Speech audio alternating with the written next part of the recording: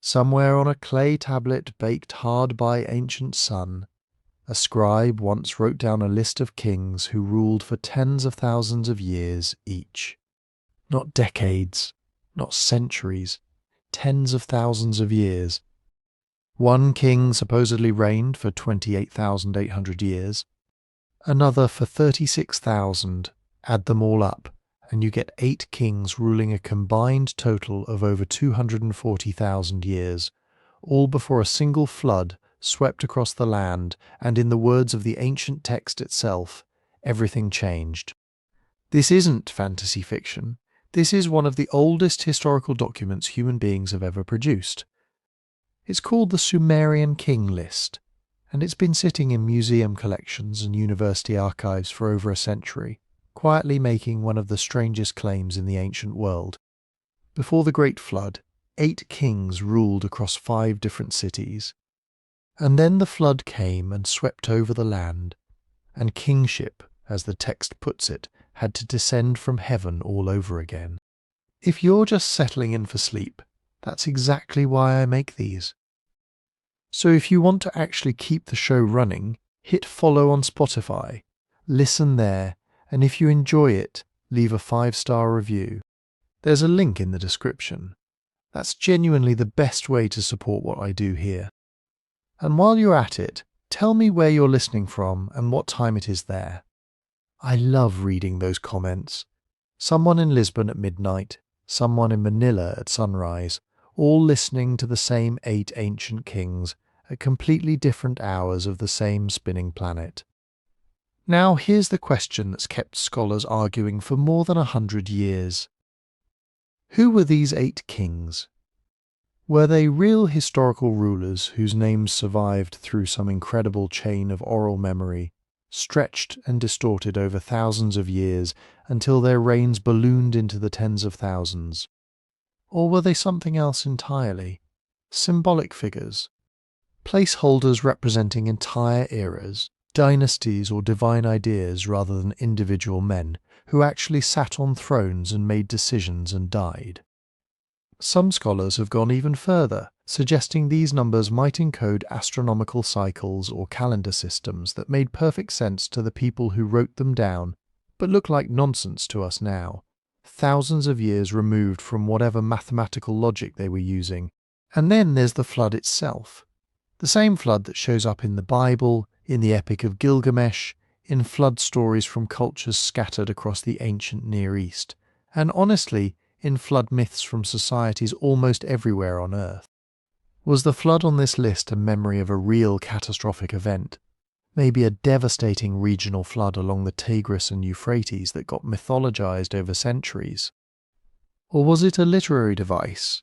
A convenient dividing line the Sumerians used to separate the impossible godlike past from the more believable human-scaled present? We're going to spend the next while walking through all of it together.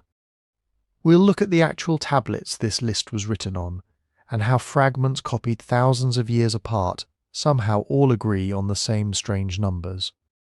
We'll visit the cities where these kings supposedly ruled, places like Eridu and Shuruppak, cities that archaeologists have actually excavated and that really did exist. We'll meet Alulim, the first king ever named in written history. We'll meet Dumuzid, a shepherd who might have been a king, a god, or both at once.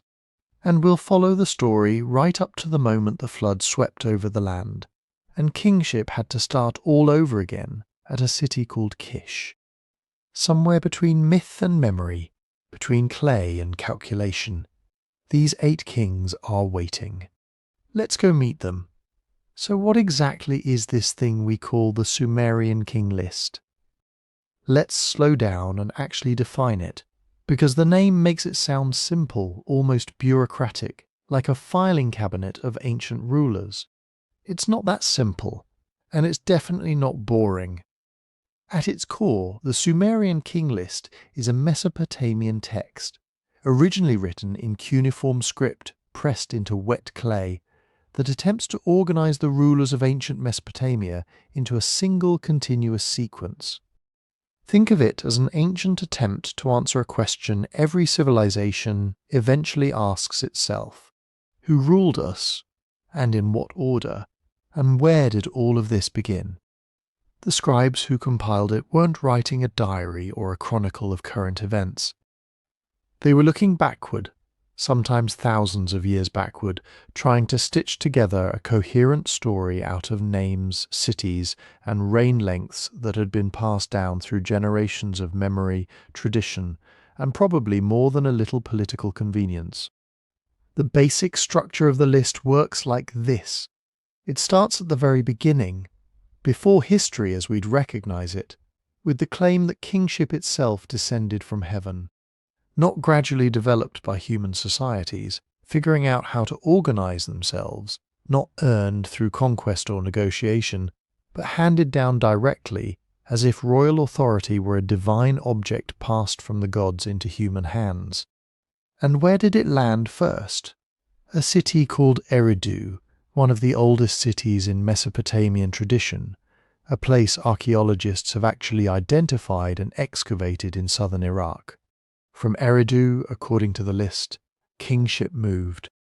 It travelled from city to city, resting for a while in one place, before shifting to another, almost like a torch being carried from hand to hand across the landscape.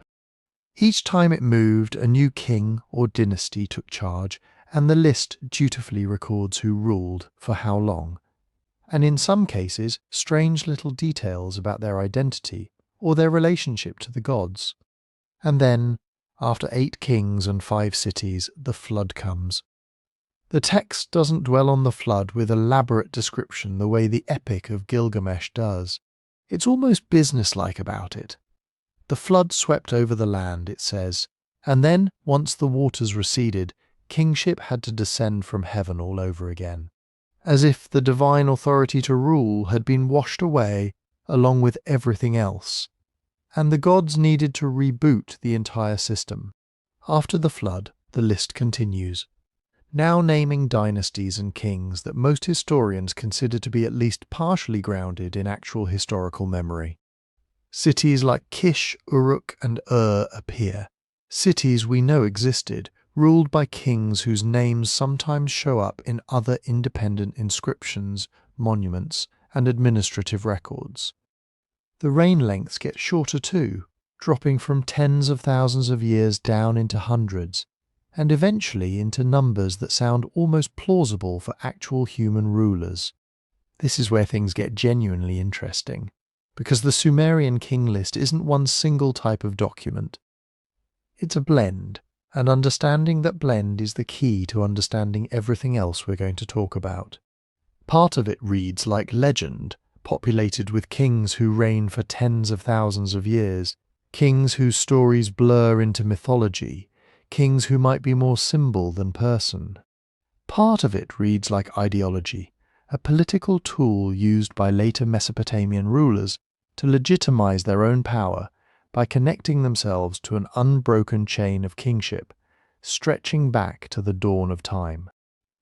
If you're a king in ancient Uruk or and you want your subjects to believe your rule is sanctioned by the gods and rooted in cosmic order, what better way to do it than to place yourself at the end of a list that begins with kingship itself descending from heaven? And part of it, especially in the later sections, reads like genuine historical record, preserving names and events that modern archaeology and other ancient texts have independently corroborated. So when historians look at this document, they're not looking at something they can take at face value from start to finish. It's not like reading a modern encyclopedia entry with verified dates and cross-checked sources. It's something messier and, honestly, more human.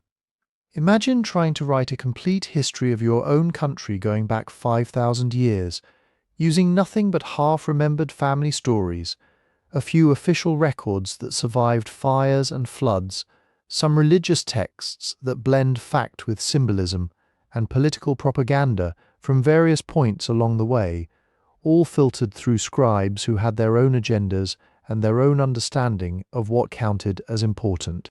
That's roughly the situation the compilers of the Sumerian King List were working with, except stretched across a timescale that makes our 5,000 years look almost recent. This is also exactly why the list is not, and cannot be treated as, a modern chronological record in the way we think of history books today. Modern chronology relies on dating methods, cross-referenced sources, archaeological stratigraphy, radiocarbon analysis, ways of pinning events to specific years with reasonable confidence. The Sumerian King List predates all of that by thousands of years. Its compilers weren't trying to satisfy academic standards of evidence. They were trying to explain the world as they understood it, to create a narrative that made sense of kingship, divine authority, and the deep, murky past that stretched behind them into darkness. When a scribe wrote that a particular king reigned for 28,800 years, he probably wasn't recording a fact the way a modern census taker might record a birth year. He was doing something else, something we're still trying to fully understand, whether that's encoding symbolic numbers, preserving distorted oral traditions, or making a theological point about the immense, almost incomprehensible span of divine time before the human world settled into its familiar shape. And this brings us right back to those 8 kings we mentioned before, the ones who ruled before the flood swept over the land. They sit at the very opening of this remarkable document, the first names ever written down in this particular attempt to organize human governance into a coherent story. They are, without question, the most mysterious part of the entire list. Later kings, the ones who ruled after the flood, gradually connect to a world we can verify through independent evidence, through inscriptions, through architecture, through the layered soil of excavated cities. But these first 8 ruling in cities before the Deluge exist in a kind of historical fog. We don't know for certain if they were real men whose memory survived in wildly exaggerated form, symbolic figures representing entire ages or dynasties, or something else entirely that ancient Sumerian scribes understood perfectly well, but that we, thousands of years removed, are still struggling to decode. That fog is exactly where we're headed next. But before we go walking into that fog, before we start asking whether Alulim or Ubara-Tutu were real people, symbolic ancestors, or names preserved from some memory older than writing itself, we need to deal with a basic problem. We don't actually have the Sumerian King List, not the original, not the first version. Not a single authoritative master copy that somebody wrote down and sealed away for 4,000 years. What we have are survivors, clay tablets, broken fragments, school exercises, formal copies made by scribes working centuries after the events they claim to describe.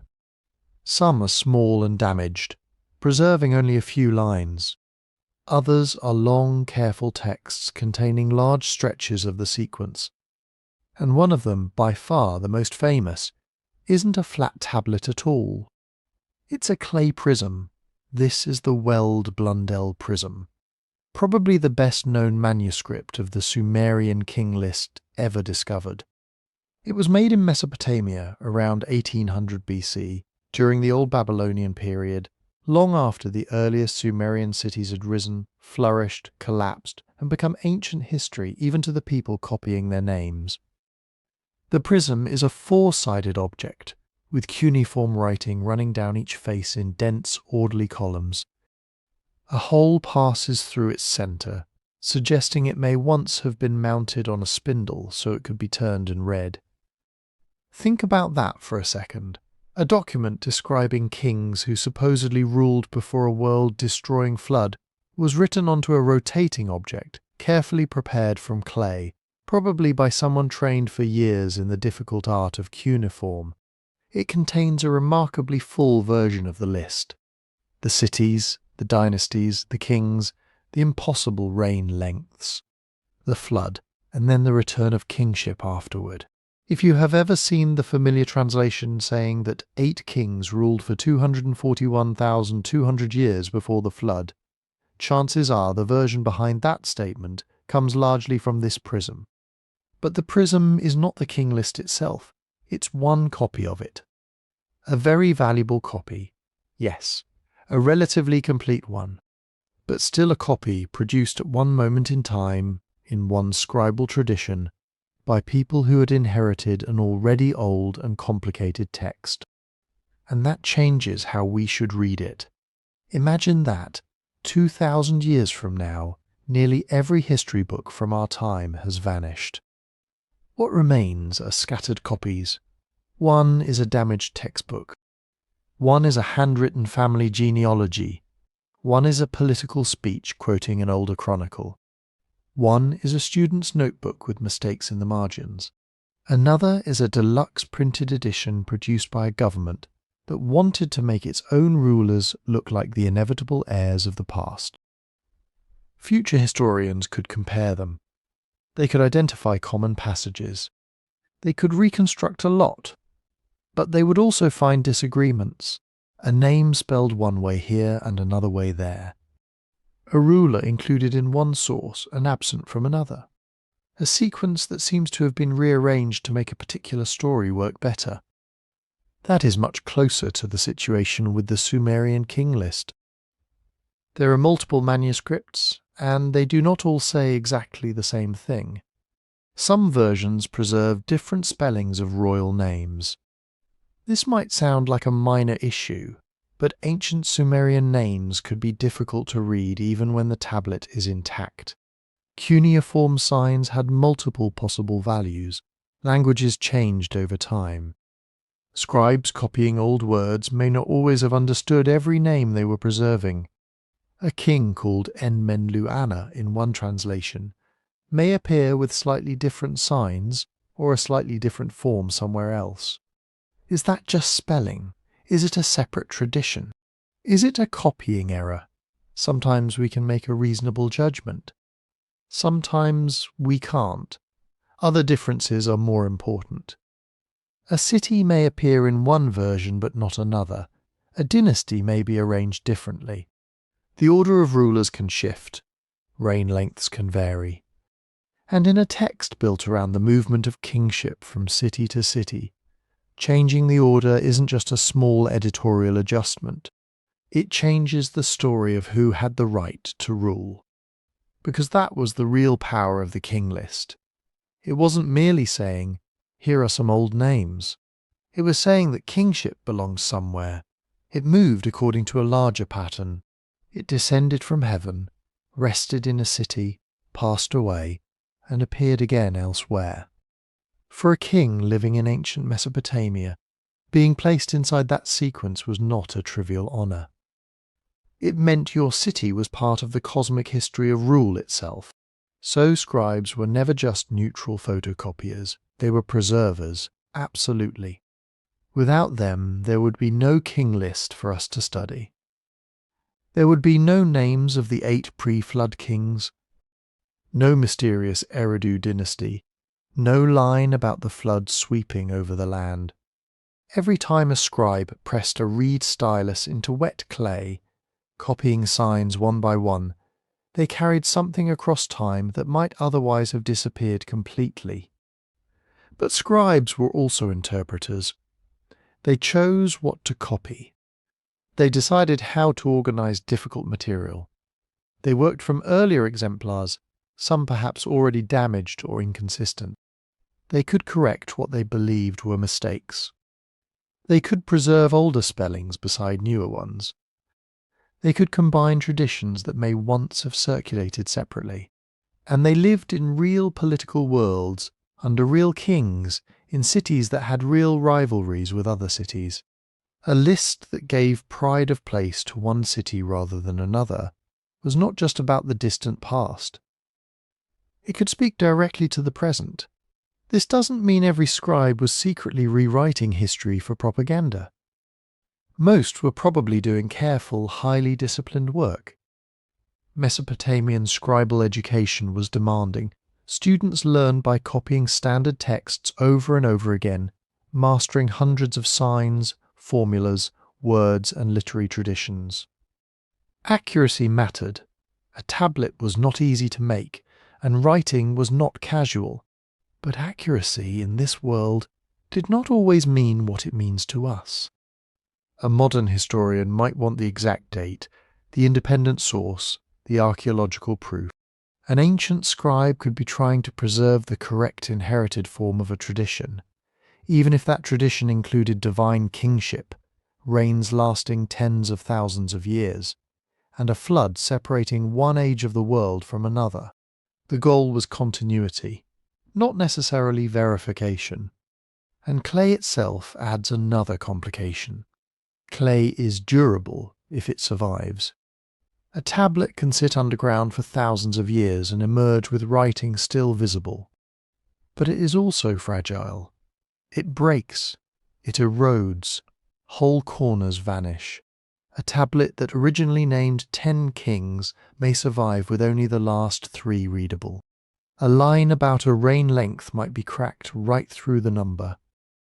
Sometimes scholars have to compare several damaged manuscripts just to work out a single phrase. It's like reconstructing a song from scraps of paper found in different houses. One page has the first verse, another has the chorus but with 2 words missing. A third has a version of the melody written down decades later, except someone changed the ending. You can tell they belong to the same tradition. You can even recover much of the song. But you should be careful about claiming you know exactly how it sounded the first time it was sung. That caution matters especially for the 8 kings before the flood. The famous total 241,200 years seems solid because it appears in the major tradition represented by the Weld Blundell prism. But even when the broad structure is clear, the details remain dependent on manuscripts copied long after the supposed events. We can say that Mesopotamian scribes preserved a tradition of 8 antediluvian kings. We can say they connected them with 5 cities. We can say the flood marked the end of their age. Those are not modern inventions. They are there in the surviving texts. But we cannot stand on those tablets and pretend they give us direct access to a pre-flood archive. They don't. They give us access to what later Mesopotamians remembered, believed, organized, and chose to preserve about the deepest past they could imagine. And maybe that's even more interesting, because every variation, every awkward spelling, every missing line and altered sequence tells us that the King List was alive. It travelled through generations of scribes. It was copied in schools, stored in cities, reshaped by changing political realities, and carried forward despite wars, abandoned settlements, collapsing dynasties, and the simple fact that human memory is never perfectly still. The 8 kings survived not because someone preserved their biographies. They survived because their names became part of a larger story too important to lose, a story about where authority came from, a story about the world before catastrophe, a story about kingship itself, passing through the ancient cities of southern Mesopotamia like something sacred, fragile, and endlessly transferable. And now that we know how uncertain the surviving record really is, we can look at its first rulers with clearer eyes. Because the very first name on the list is also one of its strangest, Alulim, King of Eridu, who was said to have ruled at the beginning of everything. Alulim, King of Eridu, was said to have ruled for 28,800 years. Just sit with that number for a moment. Not 28 years. Not 280. Not even 2,800. 28,800 years. One ruler on one throne, governing from the first city of the world for longer than the entire span of recorded human history. And Alulim was only the beginning. The next king, Alalngar, supposedly ruled Eridu for 36,000 years. Then kingship moved to Bad-tibira, where the reigns become even more enormous. One king rules for 43,200 years, another for 28,800, another for 36,000.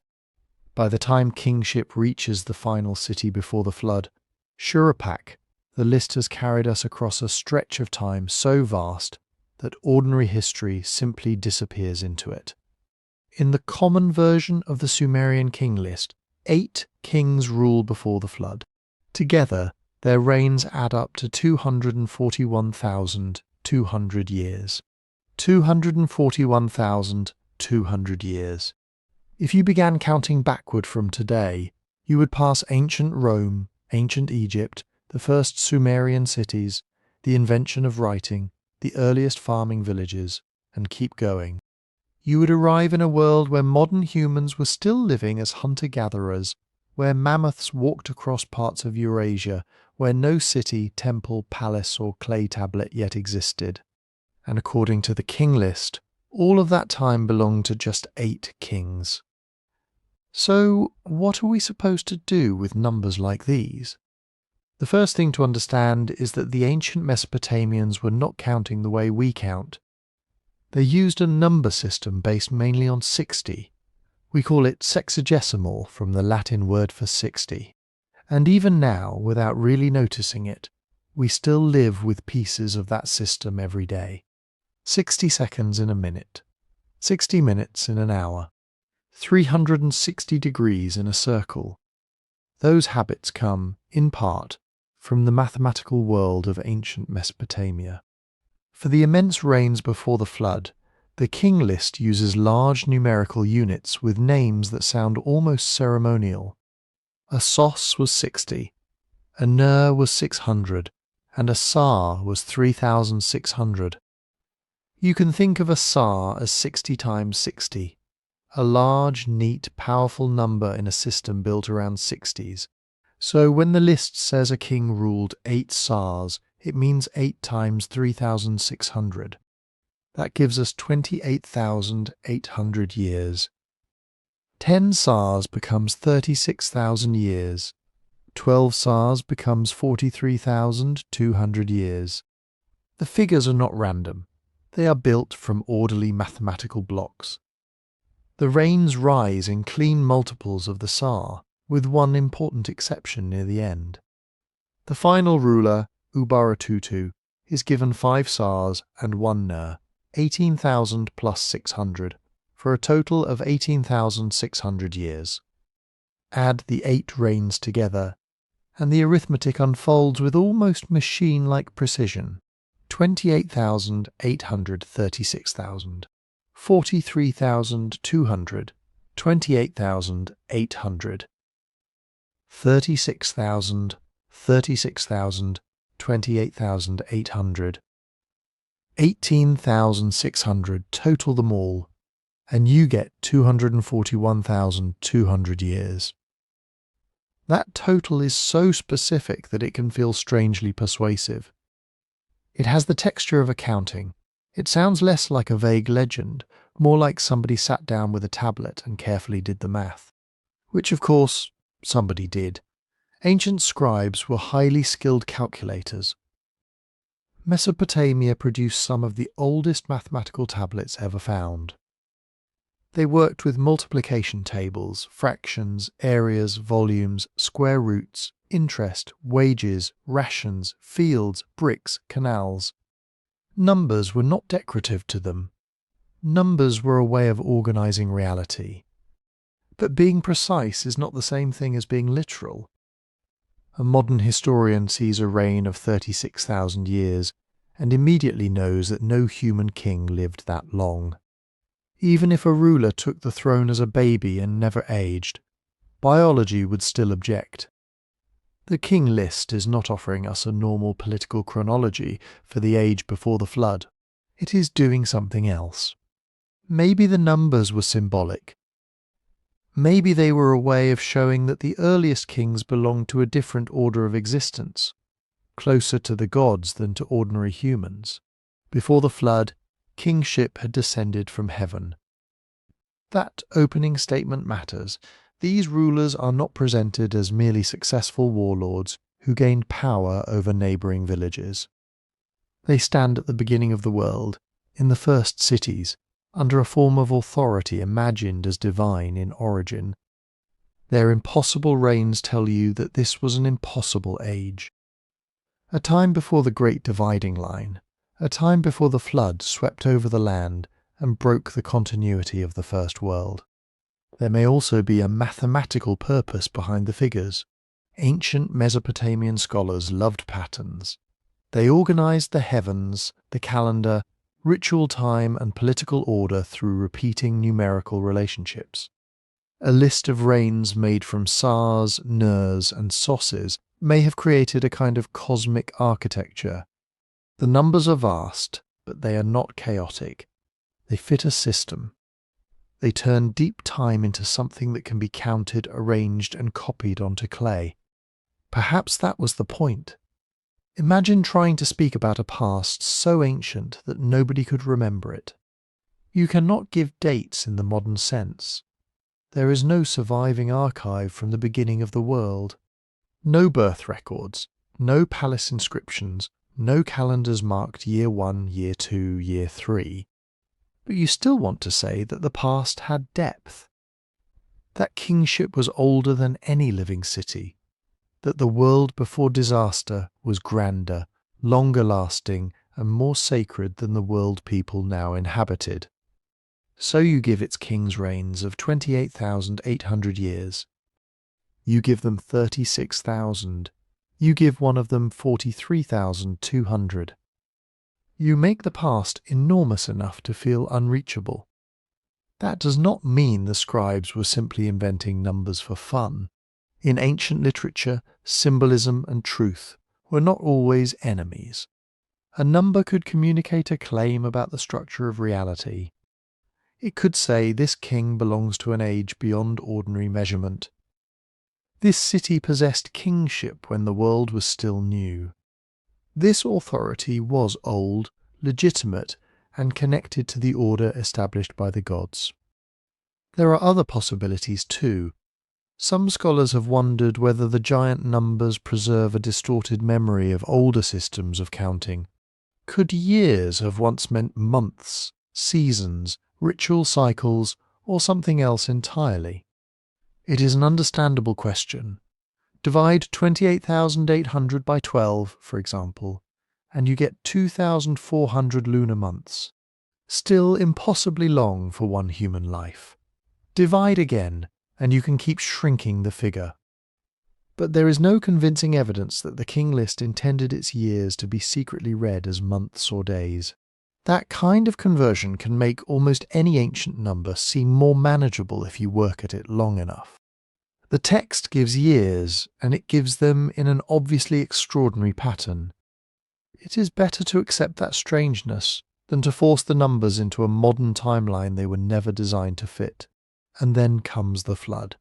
The list says, with remarkable calm after all those colossal totals, that the flood swept over the land. After that, kingship descended from heaven again. But the scale has changed. The kings after the flood do not begin with reigns of a few decades. They are still fantastically long by modern standards. The earliest dynasty at Kish includes rulers said to have reigned for hundreds or even more than 1,000 years. Yet compared with the antediluvian kings, they are already diminished. Before the flood, a ruler governs for tens of thousands of years. After the flood, the numbers collapse into thousands. Later still, they contract again. Dynasties become more recognizable. Reigns become shorter. Eventually, as the list approaches periods supported by royal inscriptions and archaeology, kings begin to rule for spans that sound much more like human lives, 10 years, 20 years, 40 years, perhaps longer, but no longer beyond the limits of mortality. It is like watching the world slowly cool after a cosmic fire. The first kings belong to the age of mythic magnitude. The post-flood kings inhabit a damaged but continuing world, and the later kings, the ones closer to the scribes who copied the list, begin to step onto ground that feels almost historical. Almost, because the King List never entirely stops being a story about more than facts. Its numbers are not just dates, they are signals. They tell us when we have crossed from ordinary time into sacred time, from remembered cities into the deep shadow before catastrophe. And at the farthest edge of that shadow stands Eridu, the first city to receive kingship, and Alulim, its first king, beginning a reign that lasted longer than memory itself. Eridu was not chosen by accident.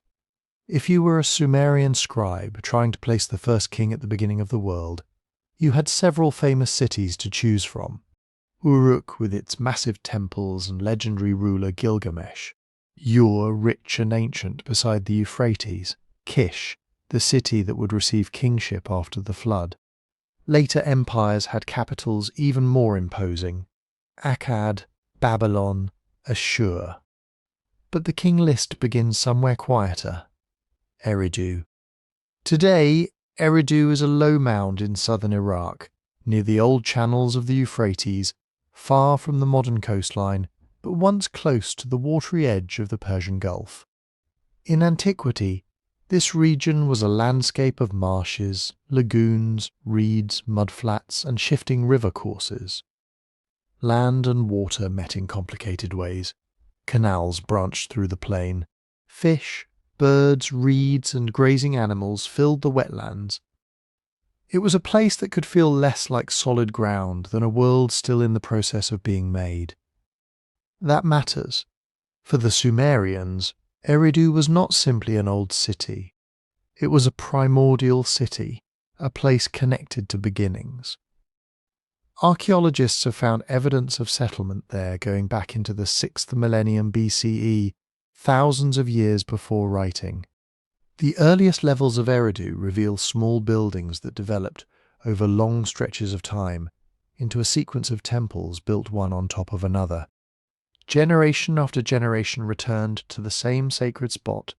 Old shrines were covered, raised, rebuilt, enlarged. The city became a layered memory of worship. By the time Sumerian scribes were writing and copying king lists, Eridu was already unimaginably ancient. Not ancient in the way Rome is ancient to us, more like a place that had been old for so long that its actual beginning had disappeared beneath the ground. Nobody could have known who first built there. Nobody could have remembered the first family to settle beside the water. The earliest temple was older than written records, older than the names of known kings, older than history as the scribes understood it. So when the king list says, "Kingship descended from heaven and came first to Eridu," it is making a claim that would have felt natural. Of course it began there. Where else would the first city be, if not in the oldest city anyone knew? And the first named king of that first city was Alulim. His name appears in the Sumerian King List in a simple formula. After kingship descended from heaven, Eridu became the seat of kingship. In Eridu, Alulim became king. He ruled for 8 sars, or 28,800 years. Then came Alalngar. The text does not tell us how Alulim was born, what he looked like, what enemies he fought, which canals he dug, or how he died. There are no surviving royal inscriptions in his name, no excavated palace that can be securely linked to him. No contemporary document proves that a human ruler called Alulim sat on a throne at Eridu in some recoverable historical year. In that sense, Alulim is not like a later Mesopotamian king whose name appears on bricks, seals, weapons, contracts, and victory monuments. He is a name at the edge of memory, but that does not make him unimportant. Quite the opposite. His silence is part of what makes him powerful. Alulim is not remembered through stories of particular achievements, because he belongs to a time before the ordinary record of achievements. He is the first holder of an office that had just arrived from heaven itself. And Eridu was the perfect setting for such a figure, because Eridu belonged above all to Enki. Enki, known in Akkadian as Ea, was one of the great gods of Mesopotamia. He was associated with fresh water, especially the underground sweet waters called the Abzu. He was also connected with wisdom, craft, ritual knowledge, magic, fertility, and the clever solutions that save gods and humans when brute force fails. This was not the wild saltwater sea. Enki's waters were life-giving waters. Springs, aquifers, the hidden fresh water beneath the earth that made fields grow and communities possible in a land where survival depended on controlling rivers and irrigation. His temple at Eridu was called the Abzu, the House of the Abzu. Just think about that image. The first city of kingship rises beside the waters. Its great god is lord of the deep freshwater source beneath the world. Its first ruler governs in an age before the flood. The whole setting feels less like a political capital and more like the point where civilization itself first emerged from the watery chaos. In Mesopotamian mythology, water is never just water. It can bring life, it can carry boats, feed canals, fill grain fields and sustain herds. But it can also destroy. Rivers overflow, marshes swallow roads. Storms turn controlled irrigation into catastrophe. And beyond all ordinary floods lies the memory of the Great Deluge, the event that divides the First Age from everything that follows. Eridu, city of Enki, stands close to both sides of that mystery. It is a city of water controlled and water feared, a city of wisdom existing beside forces too vast for human control. That may be why in later flood traditions Enki often becomes the god who helps preserve humanity. In the Atrahasis story, it is Enki who finds a way to warn the human hero of the coming disaster. In the Akkadian flood story preserved in the Epic of Gilgamesh, the god Ea plays a similar role, speaking through a wall to Utnapishtim and telling him to build a boat. The details vary from text to text. Mesopotamian myths were told and retold over many centuries. But the pattern is clear enough. When divine plans threaten to destroy humankind, the wise god of Eridu is often the one associated with survival. That does not mean Alulim himself appears as a flood hero. He does not. His reign comes much earlier in the King List sequence. But placing the first king in Enki's city ties the origin of political order to the god most closely linked with deep wisdom and the life-giving waters beneath the earth. Kingship descends from heaven, but it takes root at Eridu, and its first king rules for 28,800 years. That number tells us again that Alulim is not meant to be approached like an ordinary monarch. He is not a man whose reign can be plotted on a timeline between two archaeological layers. His reign is 8 sars, 8 enormous units of 3,600 years each. A clean, deliberate mathematical statement. 8 sars. The number has the feeling of a foundation stone, not messy, not accidental, not tied to the uncertain rhythm of human succession, rebellions, illness, and death. Alulim's reign is perfectly ordered, because the world at the beginning is imagined as ordered, or at least ordered from the perspective of later scribes looking backward. The first king receives an age large enough to match the first city. And perhaps that is the deeper reason Eridu comes before all the later centres of power. Uruk could claim grandeur. Its walls, temples and kings became legendary. Kish could claim the restoration of kingship after the flood. Akkad and Babylon could claim imperial power, armies, wealth, and political ambition. But Eridu could claim something none of them could quite match. It could claim priority. It was not necessarily the biggest city in every period.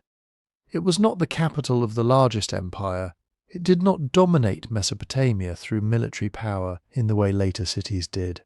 Yet in sacred geography it had an authority more ancient than conquest. Eridu was where civilization began, or, more carefully, it was where later Mesopotamians imagined civilization had begun. That distinction matters. The King List is not a neutral report from the dawn of time. It was copied by scribes living long after Eridu's earliest temples had vanished beneath layers of mud brick. They inherited traditions, cults, and political ideas, They looked across the southern plain and saw old cities competing for prestige. Then they arranged the past into a meaningful order. By putting Eridu first, they gave Kingship a birthplace older and holier than any current ruler's capital. No living dynasty could easily compete with that. A king in Izin, Larsa, Babylon or elsewhere might say, "Kingship belongs to us now." The King List could agree, at least for a while. Kingship moved from city to city after all, but beneath every later claim was the older truth of the list. Before the flood, before the known dynasties, before the first recognizable human reigns, kingship had belonged to Eridu. And before anyone else, it had belonged to Alulim, a ruler without an archive, a king without a date, a name preserved because the first city needed a first king. And after Alulim's vast reign finally ended, Eridu did not lose kingship. Not yet. The city remained the centre of the world for one more impossible reign, under a second ruler whose name was Alalngar, the second king of Eridu, the second ruler in the entire Sumerian King List, and in some ways an even stranger figure than the first. Alulim had the privilege of being first, the first king after kingship descended from heaven, the first name attached to the first city. Even if we know almost nothing about him, his role is easy to understand. Every beginning needs someone standing at the beginning. But Alalngar comes after that first moment. He inherits a world where kingship already exists. Eridu has already become the seat of the divine office. The first ruler has completed his vast reign of 28,800 years, and now the King List gives us its next statement, brief and almost perfectly calm. Alalngar became king. He ruled for 10 Sars. That is 36,000 years. 36,000 years.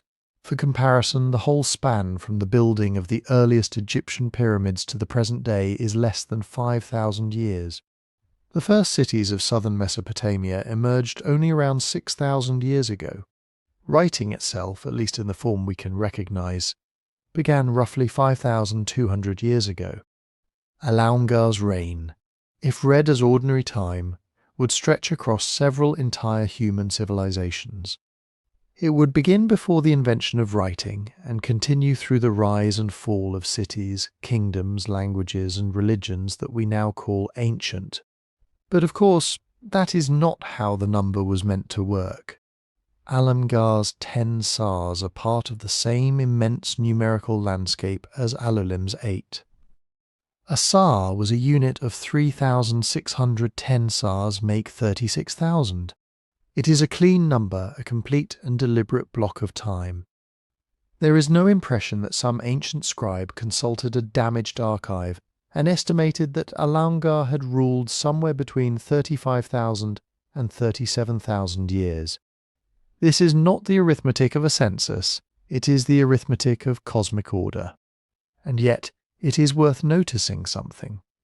Alalngar's reign is longer than Alulim's. The first king rules for 8 Sars, the second rules for 10. Why, we do not know. That answer will appear often when we approach these kings. The King List gives us names, cities, and enormous reign lengths. But it almost never pauses to explain itself. It does not tell us why one ruler received 8 Sars and another 10. It does not tell us whether the numbers preserve a lost tradition, encode some symbolic calculation, or simply belong to an inherited system of sacred antiquity. Maybe the figures were designed to create a grand total across the 8 antediluvian kings. Maybe individual lengths had meanings that are now invisible to us. Maybe scribes in different places copied and adjusted older traditions that had already become difficult to interpret. There are variations among surviving manuscripts of the King List. Ancient texts were copied by hand, and hand copying produces differences. A sign can be mistaken, a name can be spelled another way. A number can shift, but the broad tradition is remarkably stable on the central point. Before the flood, kings ruled for impossibly long spans, and Eridu had two of those rulers before kingship moved on. Alalngar, sometimes rendered Alalngar in modern transliteration, belongs entirely to that tradition. Outside it, he is almost silent. There is no known palace inscription where a ruler named Alalngar boasts of building walls, defeating enemies, opening canals, or dedicating statues to the gods. There are no dated economic tablets recording deliveries of grain during his first, 20th, or 36,000th year. No seal impression can be securely assigned to his court. No burial, throne room, or temple foundation can be identified as his with confidence. That does not prove that no real memory stood behind the name. Ancient traditions can preserve fragments of people and events long after the details have disappeared. A name can survive when the story is gone. It can be passed from generation to generation, copied from old lists into newer ones, until nobody knows exactly who the original person was supposed to have been. But we cannot prove that either. And that is the quiet boundary around Alalngar. He may represent a dim memory of an early ruler from a world before writing. He may be a figure created or reshaped to fill out a sacred sequence. He may be something in between, an old name transformed by centuries of retelling until it no longer belonged to ordinary history. The evidence does not let us choose with certainty. For historians, this can feel frustrating. We naturally want to ask what he did. Did he expand Eridu? Did he build a temple for Enki? Did he rule a city surrounded by reed huts and small mud brick shrines? Did he control canals, fishing grounds, herds, trade routes moving shell, stone, timber and bitumen across the watery south? The real Eridu of the prehistoric past was inhabited by people who did all of these kinds of things. They built and rebuilt, they fished, farmed, herded animals, travelled by boat, and gathered around temples. Archaeology can tell us that much, but it cannot place Alalngar among them. Not yet, anyway, and perhaps never. The oldest levels of Eridu lie deep beneath later construction. The city was occupied and altered over thousands of years. Buildings were replaced. Walls collapsed, new foundations cut through old ones. Mud brick returned to mud, even when archaeologists uncover a very ancient structure. Connecting it to a named king from a later literary list would require evidence we simply do not have. A written inscription, a royal name in a secure archaeological context. A clear link between text and building. For Alalngar, none has appeared. So the silence matters, not because silence proves he was imaginary. Silence rarely proves something so simple. It tells us instead about the limits of reconstruction. It reminds us that the King List is not a window opening directly onto the first city. It is a much later text looking backward across an enormous distance. Imagine standing on a flat plain in southern Iraq, looking toward the low mound of Eridu. Beneath that mound are the remains of generations whose names were never written down. Most people who lived there have vanished from the historical record completely. Their voices are gone. Their family stories are gone. Even the names of their gods may have changed before writing began. And then, floating above that deep silence, the King List gives us one name. Alalngar. Not a biography, not a date, just a name and a number too large to be human. Maybe that was enough, because the purpose of the list was not necessarily to preserve every detail of every reign. It was to show that kingship had continuity. It had descended from heaven. It had taken root at Eridu. It had endured through two vast rulers before passing onward into the world. Two rulers in the same holy city is important. The King List could have given Eridu a single founder and then moved immediately to another city. That would have made Eridu the birthplace of kingship, but only briefly, a ceremonial starting point, a threshold crossed and left behind. Instead, Eridu holds kingship for 2 reigns, totaling 64,800 years. First Alulim for 8 Sars, then Alalngar for 10. Together they rule for a period so immense that every later dynasty seems small by comparison. Their combined reign forms the first great age of monarchy. Eridu is not merely where kingship arrives, it is where kingship settles. And perhaps that reflects the city's special place in Mesopotamian thought. Eridu was sacred to Enki, lord of the Abzu, the freshwater deep beneath the earth. Enki was associated with wisdom, crafts, hidden knowledge, and the life-sustaining waters that made civilization possible in a difficult land. To place not 1 but 2 primordial kings in his city may have emphasized that political order itself emerged from the same deep source. Before armies, before conquest, before the walls of Uruk, before the great temples of later empires, there was Eridu, beside the waters. And there were 2 kings ruling through an age beyond calculation. Still, we should be careful not to imagine Alalngar as a historical king in the later Mesopotamian sense. He is not Gilgamesh, who became the centre of stories. He is not Sargon of Akkad, whose empire left inscriptions across the ancient Near East. He is not a ruler we can follow through records of taxes, wars, building projects and diplomatic gifts. Alalngar has no surviving legend of his own. That absence might seem to make him less interesting. But it gives him a different kind of power. He is almost pure kingship, a name attached to an office, a ruler without personal drama. No recorded victories, no family, no enemies, no death. He does not need these things because the King List is not asking us to know him as a person. It is asking us to accept him as part of the structure of the ancient world. Alulim establishes the beginning. Alalngar confirms that the beginning lasts. Only after his 36,000 years come to an end does kingship finally leave Eridu. The divine office does not disappear.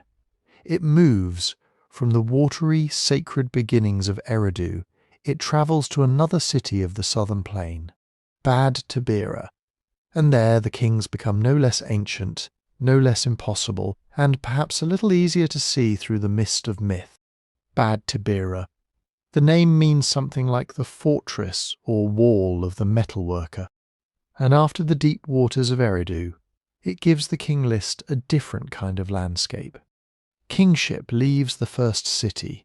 It does not fade away. It is not defeated. It simply moves, as if kingship were a sacred object carried from one holy place to another. This matters more than it might first appear. In the world of the King List, kingship is not merely a human institution. It does not belong permanently to one family, one city, or one ruler. It descends from heaven, settles in a city for a time, and then passes onward. The city that holds it becomes, for that immense span, the centre of the ordered world. Eridu had held it first. Now Bad-tibira receives it. Later Mesopotamian tradition remembered Bad-tibira as a city connected with craft, production, and especially metalwork. Its ancient name, probably meaning something close to Wall of the Smiths, suggests furnaces, tools, skilled hands, and the difficult transformation of raw material into something useful. That is a fitting association for ancient Mesopotamia. Metal was never just metal. Copper, bronze, silver and gold came from far beyond the flat southern plain. Southern Mesopotamia had mud, reeds, clay, water, grain and wool. But it lacked many of the hard materials needed for tools, weapons and luxury goods. Stone, timber and metal had to come through long networks of trade. To work metal was to participate in a wider world. It meant knowledge, heat, timing, secrecy perhaps. The ability to take dull ore from distant mountains and turn it into blades, vessels, ornaments, and sacred objects. Whether prehistoric Bad-tibira was already a centre of metallurgy in the literal sense is difficult to prove. The King List reaches back into a time far earlier than our written evidence, but later associations gave the city a distinctive character. Bad-tibira was not simply another dot on the map, it was a place of craft and transformation, and it was also closely associated with Dumuzid. Dumuzid, later known in Akkadian as Tammuz, was a god of shepherds, fertility, seasonal abundance, and loss. In myths, he becomes the beloved of Inanna. In ritual lamentations he dies or is taken away, and the world mourns his absence. His story became one of the most haunting in Mesopotamian religion, tied to the fragile return of life after heat, drought, and the fading of the growing season. The King List will eventually place a ruler called Dumuzid, the shepherd, at Bad-tibira. But before that figure appears, the city receives its first antediluvian king. En-men-lu-ana, his reign lasts 12 sars, 43,200 years. The number is even larger than Alalngar's 36,000 years at Eridu. And once again it arrives without explanation. No battle, no temple foundation, no list of children, officials, enemies or achievements, and En-men-lu-ana became king. He ruled for 43,200 years. Then the list moves on. For modern readers, this can feel almost unreal. A name that may preserve something ancient, followed by a lifespan beyond any possible human scale. But the enormous number tells us what kind of world we have entered. This is not a world measured by harvests and generations. It is a world measured by sacred units, 12 sars. A sar was 3,612, is a complete orderly number in a numerical culture built around 60 in its divisions. The reign is not vague, it is not many thousands of years, it is mathematically shaped. That precision is part of the point. The early kings do not rule for random length of time, because the time belongs to a system of great totals, ordered sequences, and cosmic antiquity. Even En-men-lu-ana's name seems to belong to that elevated world. Sumerian royal names are not always easy to translate. They come from a very ancient language, preserved in copies made long after the earliest traditions took shape. Individual signs can have more than one value. Names may contain archaic words, sacred titles, or phrases whose original meaning had already become unclear to later scribes. Still, some elements are recognizable. En often means Lord. An or Anna can evoke heaven or the god, An, the high god of the sky. The middle elements are more uncertain, and scholars differ over exactly how to understand the whole name. But it appears to be built from the language of authority, sacred status, and perhaps a relationship between earthly lordship and the heavens. That is important. These earliest kings may not have been imagined as ordinary men who happened to gain political power. Their names place them close to the divine sphere. They are rulers in an age when kingship itself has only recently descended from heaven. Perhaps En-men-lu-ana was once the name of a real remembered leader, transformed by retelling. Perhaps he was always a figure of tradition, created to embody a sacred office. Perhaps the name had a meaning that was clear to people centuries before the surviving tablets were written, but became obscure with time. We cannot know, but we can see the pattern. Kingship begins at Eridu, the city of Enki and the freshwater deep. Then it moves to Bad-tibira, a city of craft, metal, and Dumuzid's fertile but vulnerable world. The transfer creates a map of sacred history. Different cities become guardians of kingship at different moments before the flood. For later Sumerians living in a landscape filled with competing city-states, this was a powerful idea. No city could claim that it had always ruled. Even Eridu, the first city, eventually lost the office. But any city that received kingship could imagine itself as part of a divine succession reaching back before the flood, before ordinary history, before the human world as later generations understood it. And Bad-tibira would hold that office for a long, long time. En-men-lu-ana's 43,200 years were only the beginning. After him came another ruler with another sacred name, another immense reign, and another piece of the pattern hidden inside the oldest kings of Sumer. That next ruler is En-men-lu-ana. According to the Sumerian King List, he ruled Bad-tibira for 8 sars, 28,800 years. By now the pattern is becoming difficult to ignore. First Alulim of Eridu, 28,800 years. Then Alalngar, 36,000. At Bad-tibira En-men-lu-ana, 43,200. And now En-men-lu-ana, 28,800 again. The same immense number assigned to the first king reappears for a later king in a different city. That does not look like the record of someone counting ordinary years. It looks like a system, a set of sacred numerical building blocks arranged with care. 8 sars. A sar, as we have seen, was 3,600. 8 times 3,600 gives us 28,800. In a culture whose mathematics was built around 60, these were not just enormous figures. They were clean, meaningful numbers, divisible, balanced, and connected to a wider numerical order. The King List does not pause to explain why En-men-lu-ana ruled for 8 sars rather than 10 or 12 or 18. It gives no account of a coronation, no wars against rival cities, no canals dug, temples raised, or enemies defeated, no family story, no description of his death, just the name, the reign, and then the succession. For a modern historian, this can be frustrating. We want the details. We want to know who this person was. What did he look like? Did he stand in a mud-brick palace? Did he lead armies? Did he oversee workshops where smiths heated copper and shaped metal into tools? Did ordinary people in Bad-tibira speak his name with fear, loyalty, or indifference? The King List does not tell us, but perhaps it was not trying to. Its silence may be part of its message. En-men-lu-ana is not introduced as a personality.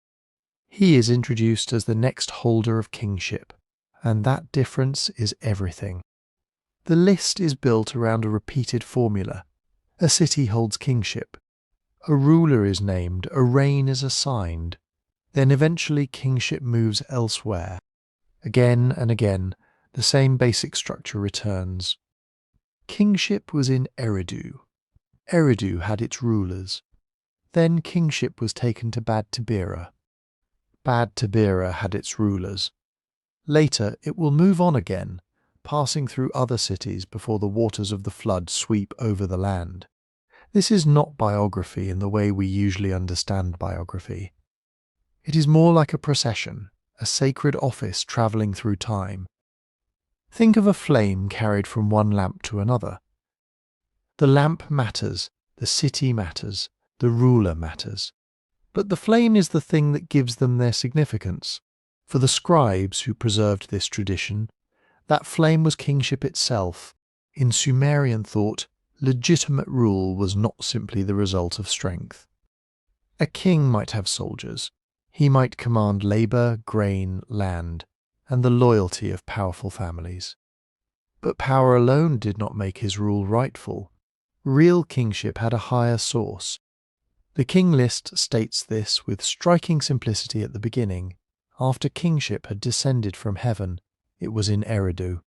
That short phrase shapes everything that follows. Kingship comes down from above. It is not invented by a tribe, elected by a crowd, or permanently owned by a city. It is a divine institution placed among human beings. A city receives it, a ruler embodies it, but neither can claim to possess it forever. This was a powerful way to understand political life in ancient Mesopotamia. The land between the Tigris and Euphrates was never naturally unified for very long. It was a world of cities: Eridu, Uruk, Kish, Nippur, Lagash, Umma. Each had its temples, fields, canals, patron gods, local elites and ambitions. Each could become powerful, each could fall, and when one city defeated another, the question was not only who had the larger army. It was also this: where had kingship gone? If a ruler gained control over neighbouring cities, he could claim more than military success. He could suggest that divine order now rested with him, that the gods had transferred authority, that his city had become, for the moment, the proper centre of the world. The King List turns that political idea into deep time. Before the flood, kingship moves from Eridu to Bad-tibira. Later it will pass to Larak, then Sippar, then Shuruppak. The sequence creates an ancient map of authority. Not every city rules at once. Each receives its turn. And in Bad-tibira, En-men-lu-ana occupies one place in that carefully arranged chain. His name, like En-men-lu-ana's, has the sound of a title or sacred formula, more than a familiar personal name. Sumerian names from this remote layer of tradition are difficult to translate with confidence. The language is ancient, the signs can be read in multiple ways, and the copies we possess were written long after these supposed antediluvian kings were said to have ruled. Still, some pieces are recognizable. En commonly means Lord, and can refer to heaven or to An, the sky god. The element gal often means great, so at the very least En-men-lu-ana seems to belong to the same elevated vocabulary as the king before him: lordship, greatness, heaven, sacred authority. That resemblance may be deliberate. En-men-lu-ana, En-men-lu-ana. Their names echo one another. Their reigns are measured in the same cosmic numerical language. They stand together as Bad-tibira's first two rulers, not fully developed characters, but paired figures in an ordered succession. One reign lasts 12 sars, the next lasts 8. Together, they rule for 20 sars, 72,000 years. That total is surely more revealing than any attempt to picture literal human lives lasting tens of thousands of years. 20 sars is another clean, deliberate quantity. The figures fit together like pieces in a mathematical design. And that may be exactly how ancient scribes wanted their readers to receive them. Not as newspaper facts, not as dates you could verify from an archive, but as signs that the world before the flood was structured, stable, and immeasurably old. A world in which divine kingship moved through chosen cities according to an order that human beings did not create. There is something almost soothing about the repetition. A king receives the office. He rules for his assigned span. Another follows. No accident, no confusion, no empty throne. In a landscape where rivers changed course, harvests failed, cities fought, and dynasties disappeared, the idea of an enduring cosmic pattern must have carried real comfort. Human rulers came and went, but kingship itself remained. It had descended from heaven. It outlasted every individual who bore it. And yet, this ordered world is moving toward a break. Bad-tibira still has one more ruler to give. Unlike En-men-lu-ana and En-men-lu-ana, that next name would become famous far beyond the king list. A shepherd, a king, a god mourned in songs of loss and seasonal return. Dumuzid the shepherd, according to the Sumerian King List. He was the third and final ruler of Bad-tibira. His reign lasted 10 sars, 36,000 years. The number is familiar by now. Alalngar of Eridu was also given 10 sars. Dumuzid's reign fits the same numerical architecture, another vast and carefully measured span from the world before the flood. But his name does something the names before it did not. It opens a door into one of the oldest and most haunting religious traditions of Mesopotamia. Dumuzid was not merely called king, he was called the shepherd. At first, that might sound almost humble. A shepherd stands in a field. He watches animals. He protects a flock from predators, guides it toward water, brings it home before darkness falls. But in ancient Mesopotamia, shepherd was one of the highest titles a ruler could receive. A good king was supposed to be a shepherd of people. Not their owner, not simply their commander, their shepherd. He was expected to protect the vulnerable, maintain justice, organize labor, defend the city, and make sure that canals functioned, fields were watered, and grain reached the storehouses. His people were often described as a flock, and the king was the person charged with their care. It was an ideal, of course. Real kings could be brutal. They demanded taxes, conscripted workers, fought wars, and built monuments with labour gathered from ordinary families. But the ideal still mattered. It gave people a language for judging power. Was the ruler protecting the land? Was he feeding the people? Was he keeping order, or was he failing his flock?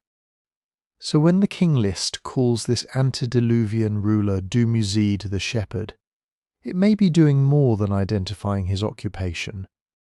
It may be presenting a model of sacred kingship, a king whose authority was measured not only by his age-old reign, but by his ability to guide and sustain a community.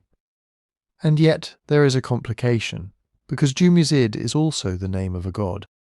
The better-known Dumuzi, called Tammuz in later Akkadian tradition, was a major divine figure in Mesopotamian religion. He appears in myths, hymns, laments, and love poetry. He is associated with shepherding, fertility, abundance, and the painful cycle of loss and return. In some stories, Dumuzi is the beloved of Inanna, the powerful goddess of love, war, and kingship. Their relationship is not a quiet, pastoral romance. It is divine, political, erotic, and dangerous. When Inanna descends into the underworld, the story eventually turns toward Dumuzi. He becomes bound up with death, mourning, and the seasonal disappearance of life from the fields. For later Mesopotamians, Tammuz became a figure mourned in ritual lamentation. His absence could be felt in the drying of vegetation, the fading of spring abundance, and the yearly uncertainty of agricultural life. That is the god. But is he the same figure as Dumuzid the shepherd in the King List?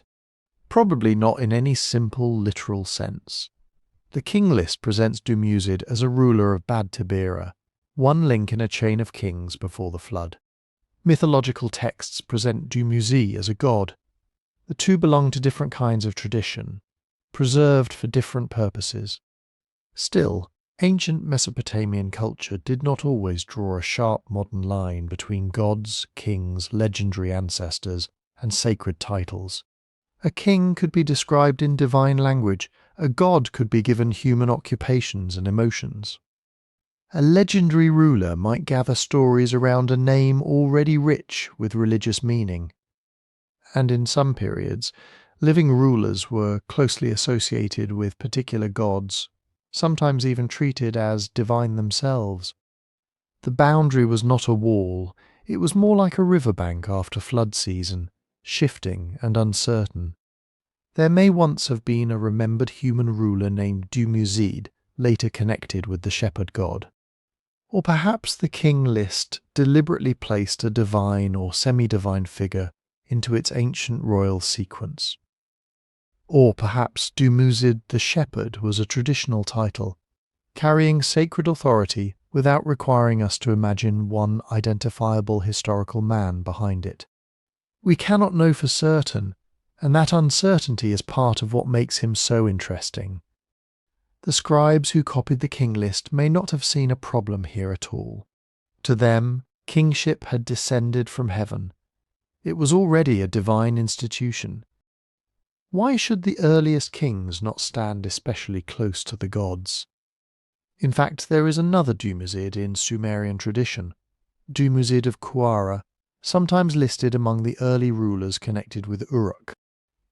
That figure is also associated with kingship, and scholars generally distinguish him from Dumuzid the shepherd of Bad-tibira. So even within the old traditions, Dumuzid was not a single easy character.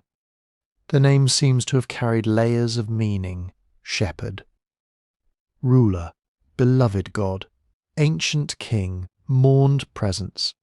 Perhaps more than one remembered figure gradually drawn together across centuries of retelling. Bad-tibira's sequence now comes to an end. En-men-lu-ana ruled for 12 Sars. Men-men-gal-ana ruled for 8. Dumuzid the shepherd ruled for 10. Together, the 3 rulers of Bad-tibira receive 30 Sars. 108,000 years. Again, the total feels constructed. 30 Sars, a complete, rounded quantity in the sexagesimal world of Sumerian mathematics. Bad-tibira does not simply have a past, it has an assigned portion of cosmic time. Then kingship moves on, not because Dumuzid loses a battle, not because a rival takes his throne. The King List offers no drama, no explanation, no final scene. It simply transfers the sacred office to another city. From Bad-tibira, kingship goes to Sippar, and there, beneath the authority of the sun god, another antediluvian ruler waits in the long stillness before the flood. From Bad-tibira, kingship moves again. But here we need to slow down for a moment, because the ancient sources can be confusing. In many retellings of the 8 kings, En-sipad-zid-ana is connected with Sippar. It is an understandable association. Sippar is one of the most famous sacred cities in Mesopotamian tradition, a city of blazing sunlight, temples, scribes, and law. But the Sumerian King List, in its standard surviving form, places En-sipad-zid-ana somewhere else, after Bad-tibira.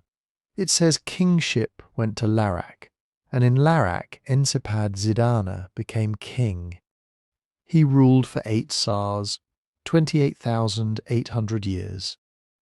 Then after him kingship went to Sippar itself, where another antediluvian king, En-men-lu-ana, ruled in the Long Age before the flood. That little correction might seem like a detail. Just one city and one ancient name moved a step along the list. But these details matter, because they show us what kind of document the King List really is. It is not a modern history book with a map, dates, and biographies. It is a chain of names, cities, numbers, and transfers of authority. Each link carries religious memory. Each city has its own sacred weight, and the order may have meant more than simple succession. So let us begin with En-sipad-zid-ana. His name is difficult to translate with complete confidence, as so many ancient Sumerian names are, but it appears to contain words associated with righteousness, legitimacy, or proper order. The name may have sounded to ancient listeners like a statement of royal fitness. A ruler connected with what is true, stable, and rightly established. That would make sense. The kings before the flood were not presented as ordinary men who happened to live unusually long lives. They belonged to an age when kingship itself was close to the divine world. It had descended from heaven. It moved from city to city according to an order beyond ordinary politics. And En-sipad-zid-ana's reign, 28,800 years, fits that pattern perfectly. 8 Sars. A Sar was 3,600 years. 8 of them made 28,800. Again, the number is enormous. No human reign could possibly have lasted that long in the ordinary sense. No dynasty, no palace, no body, no human memory lasts for nearly 30,000 years. But in the mathematical language of Mesopotamia, the number is neat. 8 is one of the building blocks of the old sequence. It places En-sipad-zid-ana within the same immense architecture that gave Alulim 8 Tsars, Alalngar 10, and the rulers of Bad-tibira their carefully arranged spans. The King List is counting something, not necessarily years as we count years. Perhaps reigns were once measured in symbolic units. Perhaps the figures preserve ritual calculations. Perhaps scribes used enormous numbers to signal that the world before the flood belonged to a different scale of time, a time when the boundary between gods and humans was less fixed than it later became.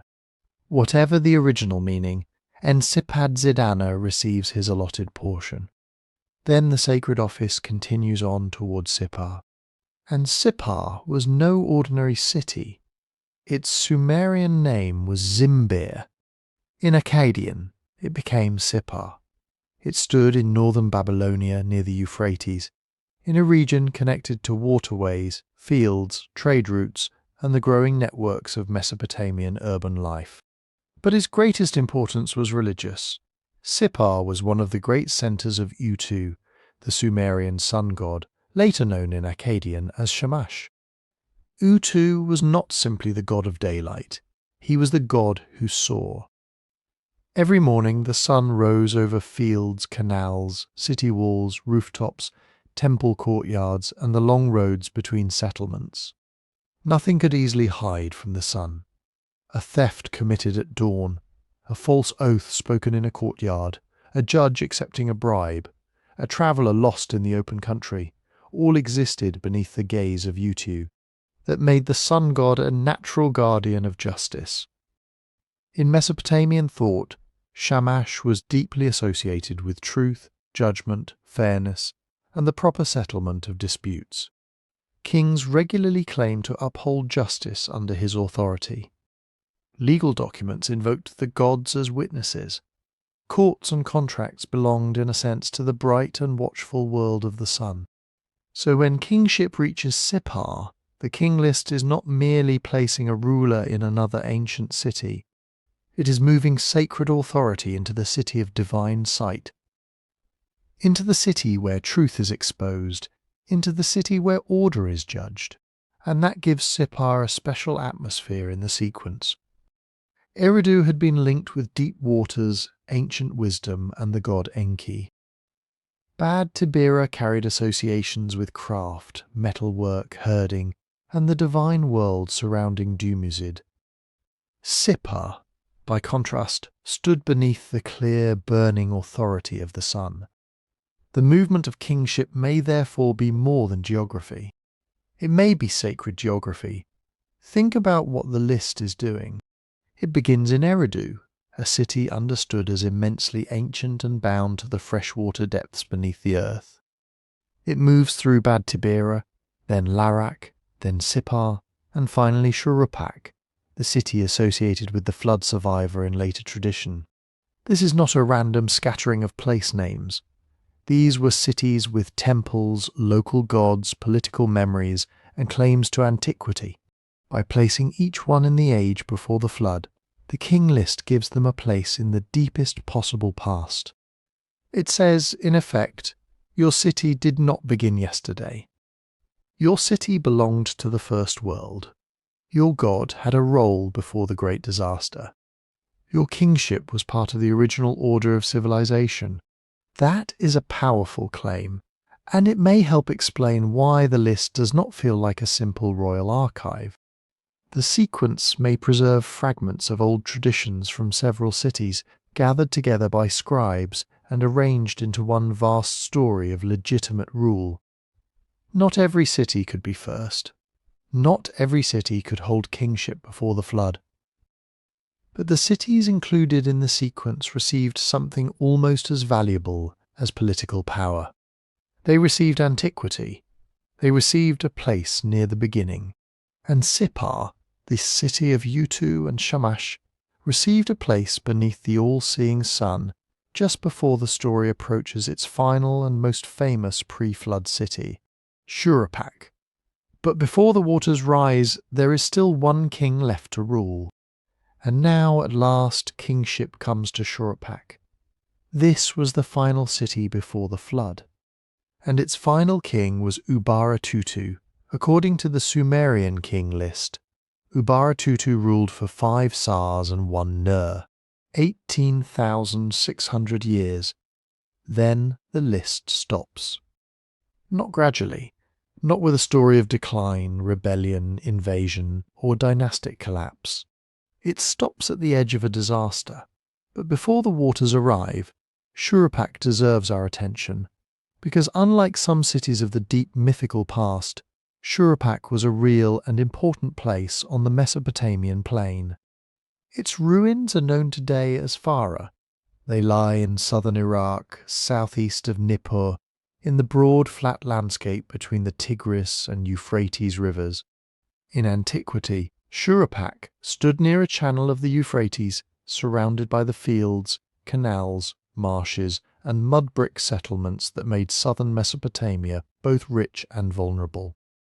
This was a world built around water. Water brought life. It filled irrigation channels. It softened dry earth for planting. It carried boats loaded with grain, wool, pottery, timber, and stone. It connected towns that might otherwise have been isolated by open desert and marshland. But water could also destroy. A river in flood does not need to be angry to be terrifying. It only needs to rise beyond its banks, a breached canal, an unusually heavy season of rain upstream, a sudden surge through low ground, and a landscape that had supported thousands of people could become a shallow inland sea. The people of southern Mesopotamia understood this very well. They lived on one of the flattest floodplains on earth. There were few hills to escape to, no mountains visible just beyond the horizon. When rivers overflowed, water could spread outward for miles, swallowing fields, houses, storage rooms, temple courtyards, and roads beneath a grey moving surface. So Shuruppak was not chosen as the final city by accident.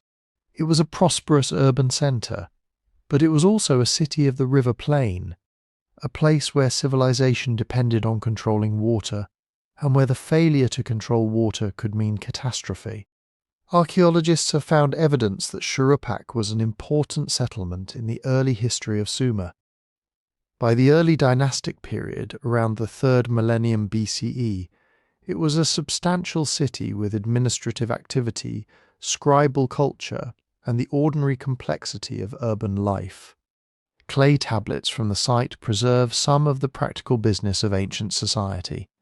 Lists of goods, accounts, names, records created by people who needed to keep track of grain, animals, labour, and property. It is a quietly moving thing to consider.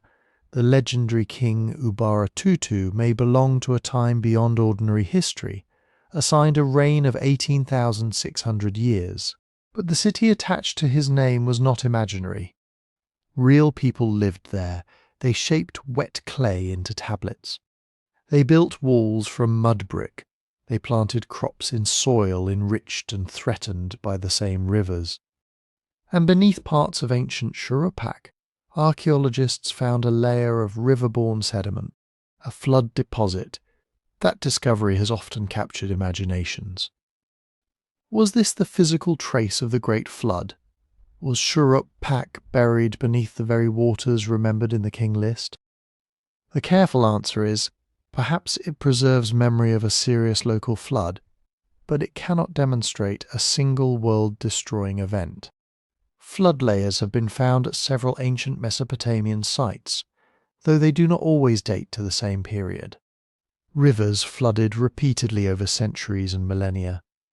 A disaster that devastated one city or several communities in one region could have felt universal to those who survived it. If your entire known world is a network of low-lying towns beside the river, then a flood covering the plain may seem like the end of everything. And in memory, disasters grow. they become stories.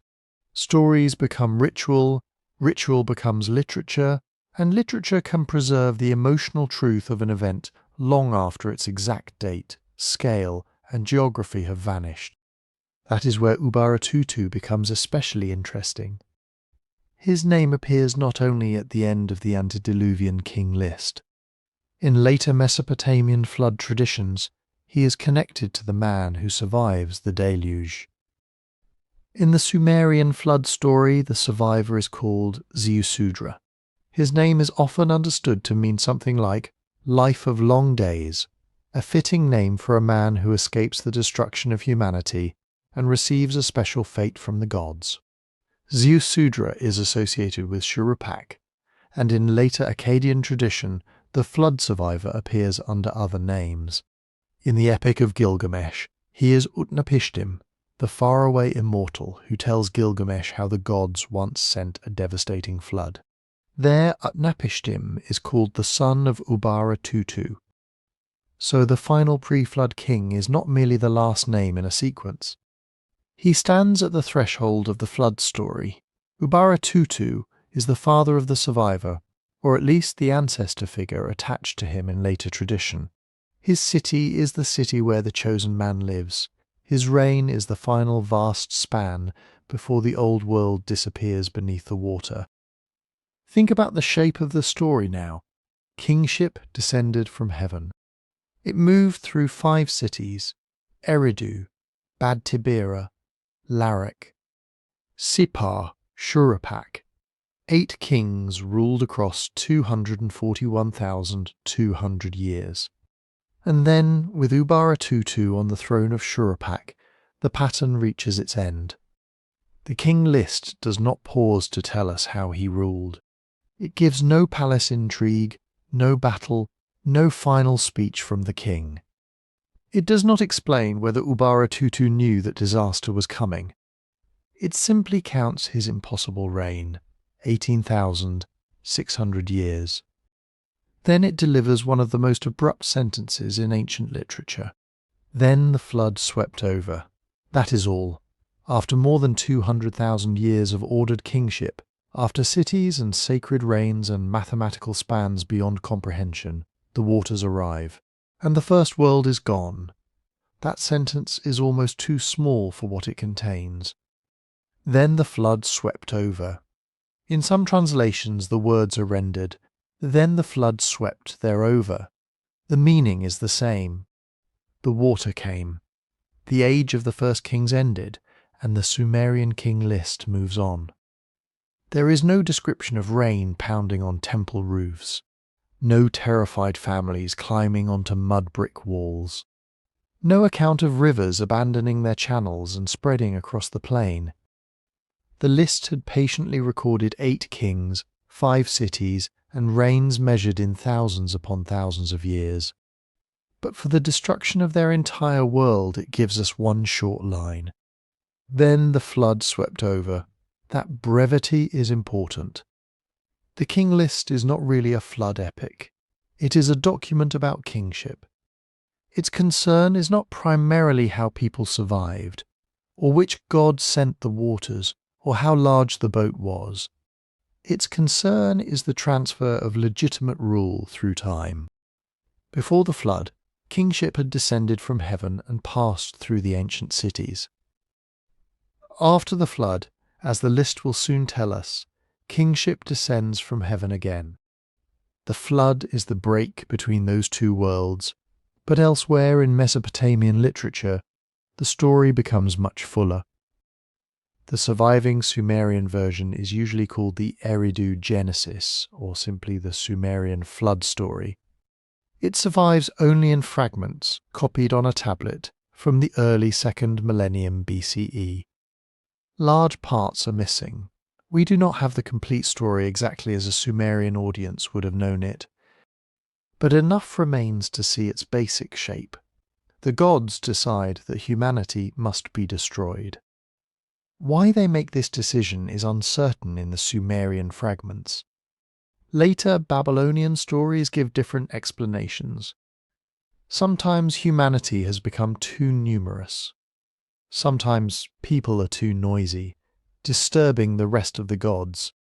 Sometimes the decision seems less like a moral judgment and more like a terrifying act of divine power, the kind mortals cannot fully understand. But one god does not simply accept the plan. Enki, the god of fresh water, wisdom, craft and clever solutions, finds a way to warn a human being. That human is Ziusudra. Ziusudra is a king and a priestly figure, a man devoted to the gods. In the surviving lines, he is presented as pious, humble, and attentive. He listens, and because he listens, he receives the knowledge that no ordinary person could possess. A flood is coming. He must build a great boat. The details are damaged, frustratingly so. Ancient texts often reach us this way, broken at the exact moment we want them to speak most clearly. Still, the wider Mesopotamian tradition fills in some of the outline. Ziusudra is instructed to preserve life through the coming disaster. A vessel is prepared. The storm arrives. For 7 days and 7 nights, the flood overturns the land. Then eventually the violence ends. The sun god Utu appears again. Ziusudra opens the boat. He offers sacrifice, and the gods grant him an extraordinary reward, life beyond ordinary human limits, a place in the distant Pure Land, often called Dilmun. It is a remarkable ending. The human survivor does not merely escape. He crosses out of the normal human condition. He becomes a living witness to the world before the flood, someone who carries the memory of that lost age into the new one. And this is where the King List, the Sumerian flood story, and later epics begin to connect. Ziusudra is associated with Shuruppak, the city of Ubara-Tutu. In Akkadian versions of the tradition, Ziusudra becomes Atrahasis, a name meaning something like exceedingly wise. Later still, in the Epic of Gilgamesh, he appears as Utnapishtim, he found life. Utnapishtim is the man Gilgamesh seeks at the end of the world, hoping to learn the secret of immortality. And Utnapishtim is called the son of Ubara-Tutu. So behind that bare line in the King List, an entire network of stories is waiting. The final king before the flood is linked to the father of the survivor. Shuruppak becomes the last city of the old world. Ziusudra, or Utnapishtim, becomes the bridge between what was destroyed and what came after. If you're enjoying these old mysteries, the channel's book about the 12 unexplained mysteries is available on the website, with the link waiting in the description. It explores more of those places where archaeology, legend, and unanswered questions meet. Now, did the Mesopotamian flood story begin with a real flood? Probably not with one single event that covered the entire Earth. There is no evidence for a global flood in the period when cities first emerged in Mesopotamia.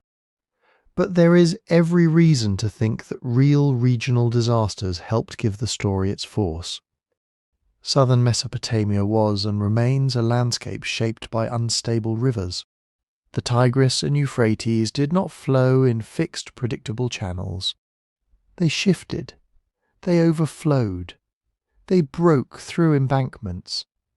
A flood upstream could send enormous volumes of water through low country with very little warning. For people living in a flat alluvial plain, a severe regional flood could be almost impossible to escape. There were no nearby mountains, no high ridges overlooking the river valleys. A person could watch water advancing across fields, through streets, around the foundations of houses, and see no clear edge to it. Crops would vanish, animals would drown, grain stores would be ruined. Mud brick buildings, strong enough in dry weather, could soften and collapse under prolonged water. A disaster like that would not need to destroy every settlement in Mesopotamia to become, in memory, the flood that destroyed the world. Because the world did not mean the planet. It meant the human world. The cities your family knew, the canals that fed them, the fields beyond the walls, the temples where the gods received offerings, the trade routes, the kinship networks, the familiar names of neighbouring towns. When all of that disappears beneath water, the distinction between a regional flood and the end of everything may not feel very meaningful. Archaeology gives us a careful, complicated picture. Flood deposits have been found at sites including Shuruppak, Kish, and others. But these layers are not all from the same date. They do not point neatly to one single catastrophe sweeping across every city at once. Instead, they show what we should expect from life on a river plain: repeated flooding, sometimes severe, across long stretches of time. The literature may preserve a memory of one especially devastating flood, or it may combine memories from many disasters into one vast sacred event. Over generations, separate floods could merge. Local tragedy could become cosmic judgment. A drowned city could become the drowned world. And that is exactly what the flood does in the King List. It creates a boundary. Everything before it belongs to a time with impossible reigns, divine beginnings and kings who rule for lengths of time no human life could contain. The names are preserved, but they stand at the edge of memory. They are ancestors not in the ordinary genealogical sense, but in a deeper cultural sense. They belong to the first ordering of the world, then the waters erase that order. Afterward, kingship returns, cities rise again. The list begins counting rulers in a world that is still ancient, still full of legend, but closer to recognizable human history. The flood is not just a disaster in this story. It is a dividing line between mythic time and historical time. On one side are the 8 kings who ruled before the waters. On the other side are the kings who inherit a remade world. And after the waters, kingship returns. The wording is almost the same as before. After the flood had swept over, kingship descended from heaven, not emerged slowly from villages, not seized by the strongest survivor, not invented by a council of frightened farmers trying to rebuild their fields. It descended from heaven. For the scribes who copied this list, that was the essential fact. A flood could destroy cities. It could break canals, scatter families, bury houses beneath layers of river mud. It could end one age completely, but it could not permanently erase the principle of order itself. Kingship had existed before the flood, and after the flood it was granted again. This time, the first city to receive it was Kish. Kish stood in northern Babylonia, near the region where the Euphrates and Tigris river systems opened onto the great southern plain. It was not the southernmost of the old Sumerian cities. It was not Eridu, the place of beginnings. It was not Shuruppak, the last city before the waters. But in the King List, Kish becomes the first great city of the remade world. That choice may tell us something important. After a catastrophe, people do not simply return to the same map. Rivers shift, fields are abandoned, trade routes change. A city that had once been peripheral can become central. A settlement in a slightly safer position, closer to new routes or more stable land, can suddenly matter more than an older, damaged centre. Or perhaps Kish mattered for another reason. By the time the King List was compiled, Kish had become a powerful symbol of legitimate rule. Later Mesopotamian kings, even rulers far from Kish itself, sometimes claimed its kingship as a source of prestige. To rule Kish was not just to govern one city, it was to inherit something ancient. So the list begins again there. The first king of Kish is named Jushur. According to one widely used version of the King List, he ruled for 1,200 years, and immediately you can feel that we have not quite entered ordinary history yet. The flood has passed, the old world is gone, but the new world still begins in enormous dreamlike time. Jushur is followed by Kulasina Bel, who rules 960 years. Then comes Nangish-Lishma with 670 years. Entar-ana rules 420. Babum rules 300. These are shorter than the reigns before the flood. No one here is assigned 36,000 years. No king rules for 8 cosmic units of time. Something has changed. But a reign of 1,200 years is still not a human reign. The list is moving toward history, but it has not arrived there. Think of it like dawn spreading across a plain. At first, everything is still dark and the shapes on the horizon are uncertain. Then, slowly outlines appear. A canal, a field, a city wall. You cannot see every detail yet, but the world is becoming recognizable. That is what happens in the post-flood section of the King List. The reigns remain huge, but they begin to contract. Some kings rule for 840 years, 900 years, 720 years. The numbers still belong to a world of symbolic grandeur. Yet compared with the impossible expanses before the flood, they suggest a different kind of time. A time that is slowly becoming human, and the sequence continues for a long while. Kish receives king after king.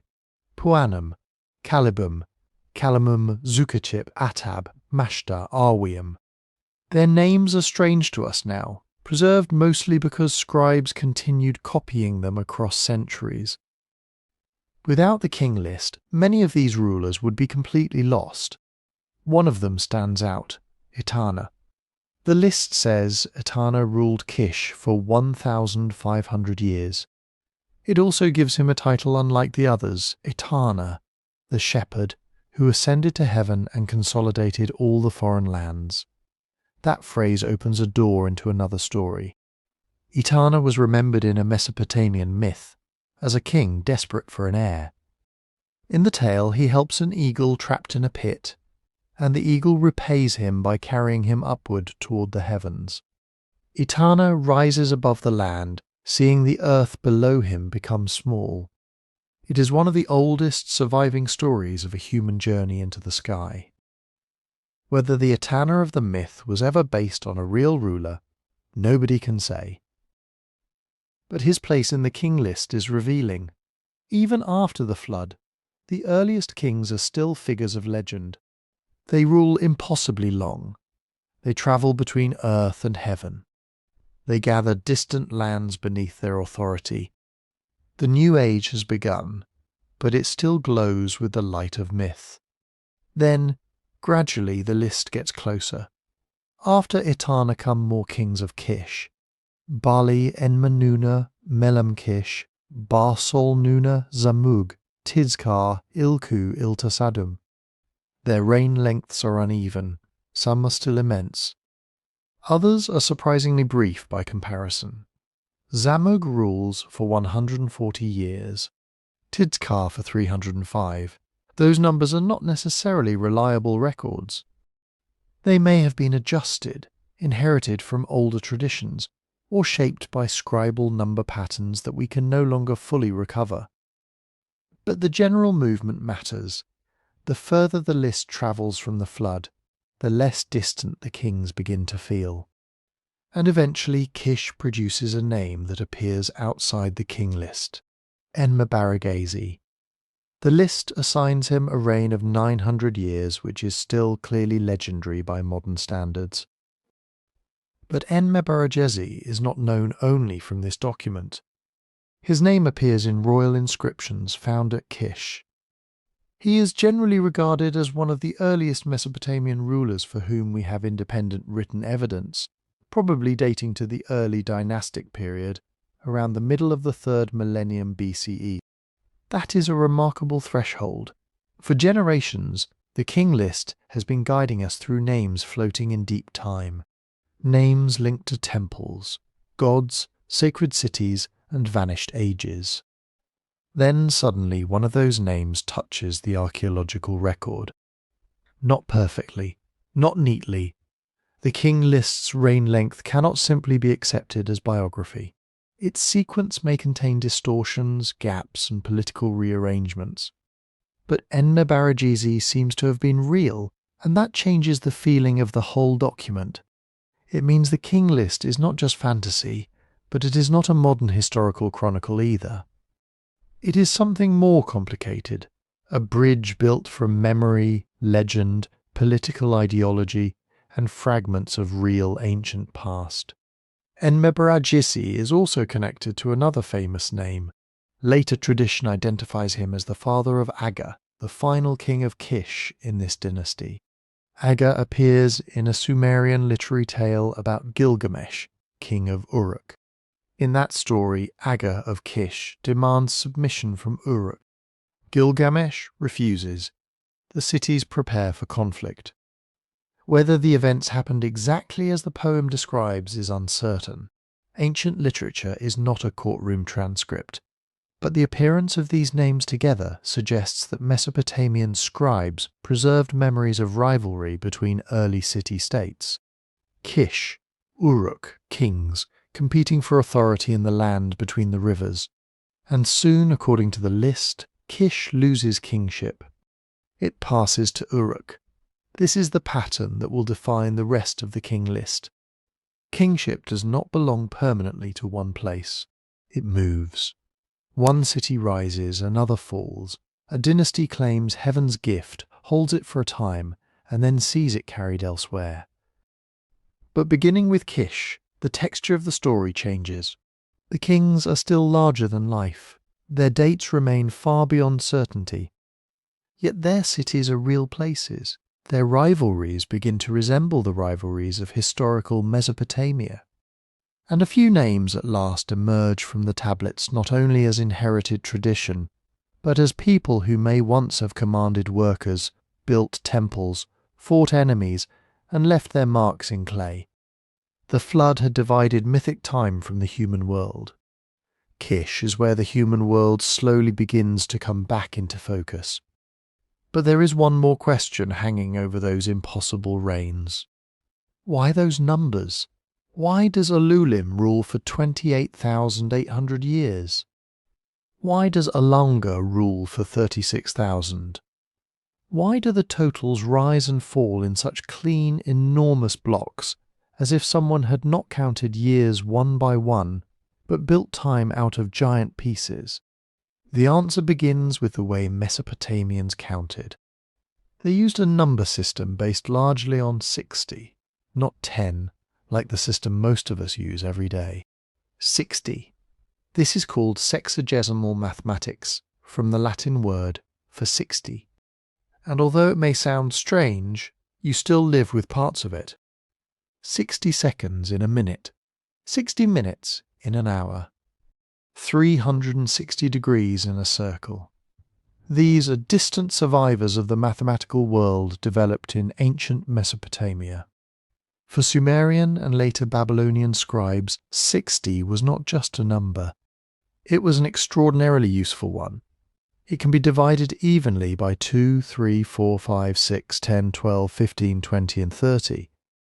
That makes it perfect for measuring grain, land, labour, trade, time and angles in the sky.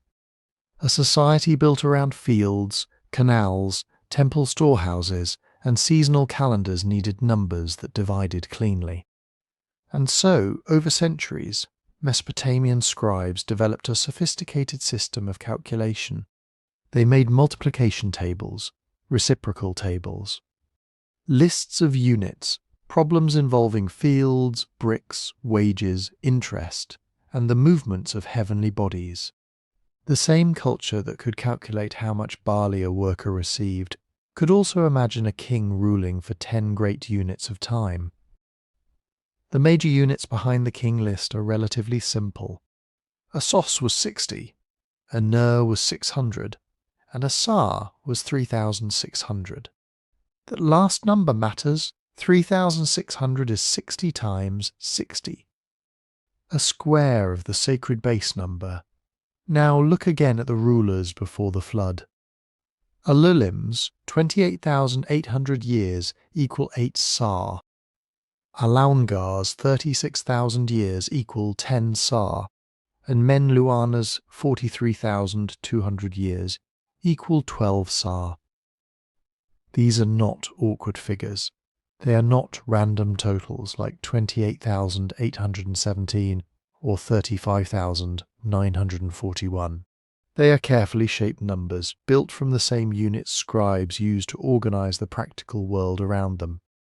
Even the total for the 8 pre-flood kings, in one standard version of the list, is 241,200 years.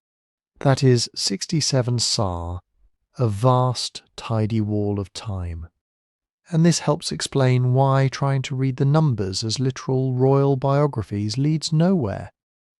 The list is not saying that someone carefully watched Alulim grow old over nearly 30,000 harvests. It is doing something else. It is placing the first kings inside a mathematical universe. To the scribes, the world was not chaos. It could be measured. The fields had boundaries. The canals had courses. The temple rations had correct quantities. The moon passed through its phases. The sun moved through the year. The stars returned to familiar places. Order was everywhere if you knew how to read it. And kingship in the king list belonged to that order. That is why the reigns before the flood feel less like lifespans and more like cosmic measurements. They are too large for human memory, but they are not beyond calculation. They are immense yet perfectly divisible, remote yet organized. The first kings do not merely rule for a long time. They rule in the language of the universe. Some scholars have wondered whether the numbers might preserve calendrical or astronomical patterns. There are obvious reasons to ask. 60 connects easily to timekeeping. 360 recalls the idealized year of 12 months of 30 days, and also the full circle used in later Mesopotamian astronomy. 12, too, was deeply important. 12 lunar months, 12 divisions of many systems, 12 as a number that fits elegantly into 60. And En-men-lu-ana's 12 Sar, or 43,200 years, certainly catches the eye. But this is where caution matters. An elegant pattern does not automatically reveal a single hidden code. Ancient Mesopotamian mathematics, calendars, and astronomy developed over many centuries. Different cities used different traditions. Months could be adjusted when lunar and solar time drifted apart. Numerical symbolism could overlap with practical accounting. A number might be chosen because it was mathematically convenient, ritually impressive, inherited from an older source, or all of those things at once. Modern readers sometimes push the patterns much further. They search for exact cycles of planets, eclipses, precession, or secret astronomical ages concealed inside the king list. Some of these proposals are imaginative. A few are mathematically clever. But clever arithmetic is not the same as evidence. We do not have a Sumerian tablet explaining these 8 reigns represent this particular celestial cycle. Without that explanation, certainty would be too much. Still, we do not need a hidden astronomical code to understand the basic point. The numbers were meaningful because numbers themselves were meaningful. A reign of 8 Sar, 10 Sar, or 12 Sar gave a king a grandeur that ordinary language could not provide. It said this ruler belonged to the age before normal time.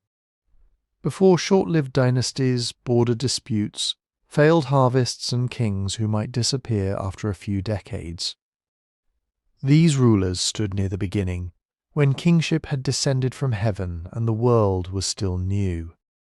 Their numerical greatness also gave prestige to the cities that held them. Eridu had the first king. Bad-tibira had kings of enormous duration. Sippar and Shuruppak stood within the same deep chronology. Each city became part of a sacred map, a chain of places where divine order had rested before the flood erased the old world. So the impossible numbers are not a flaw in the story. They are part of its architecture. They tell us that pre-flood time was different from post-flood time. Not simply longer, but larger, more orderly, closer to the gods, a time measured not in the fragile span of one human body, but in the great divisible rhythms of a cosmos that seemed eternal. And once we understand that, the King List becomes stranger in a more interesting way. It is not asking us to believe that ancient kings literally survived for tens of thousands of years. It is asking us to enter a world where mathematics, memory, religion, and political authority all spoke to one another. A world where a number could be an account, a calendar, a symbol, and a claim to greatness all at once. And that brings us to the larger question. What kind of text is the Sumerian King List? Is it history? Is it myth? Or is it something closer to an argument disguised as a list of names? Modern readers often feel pressure to choose one answer. If Alulim did not literally rule for 28,800 years, then perhaps the whole document must be fiction. If some later kings really existed, then perhaps the list is a trustworthy historical record from beginning to end. But ancient texts do not always fit into those neat boxes.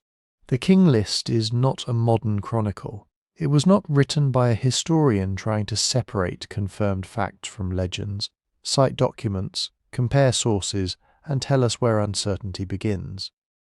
It belongs to a world in which sacred tradition, political memory, mathematics, and royal power were woven tightly together. It can contain real places, real dynasties, and perhaps real rulers. And it can also contain kings who belong to the age before ordinary human time. Those things are not contradictions. They are the point. Think about the cities named before the flood: Eridu, Bad-tibira, Larak, Sippar, Shuruppak.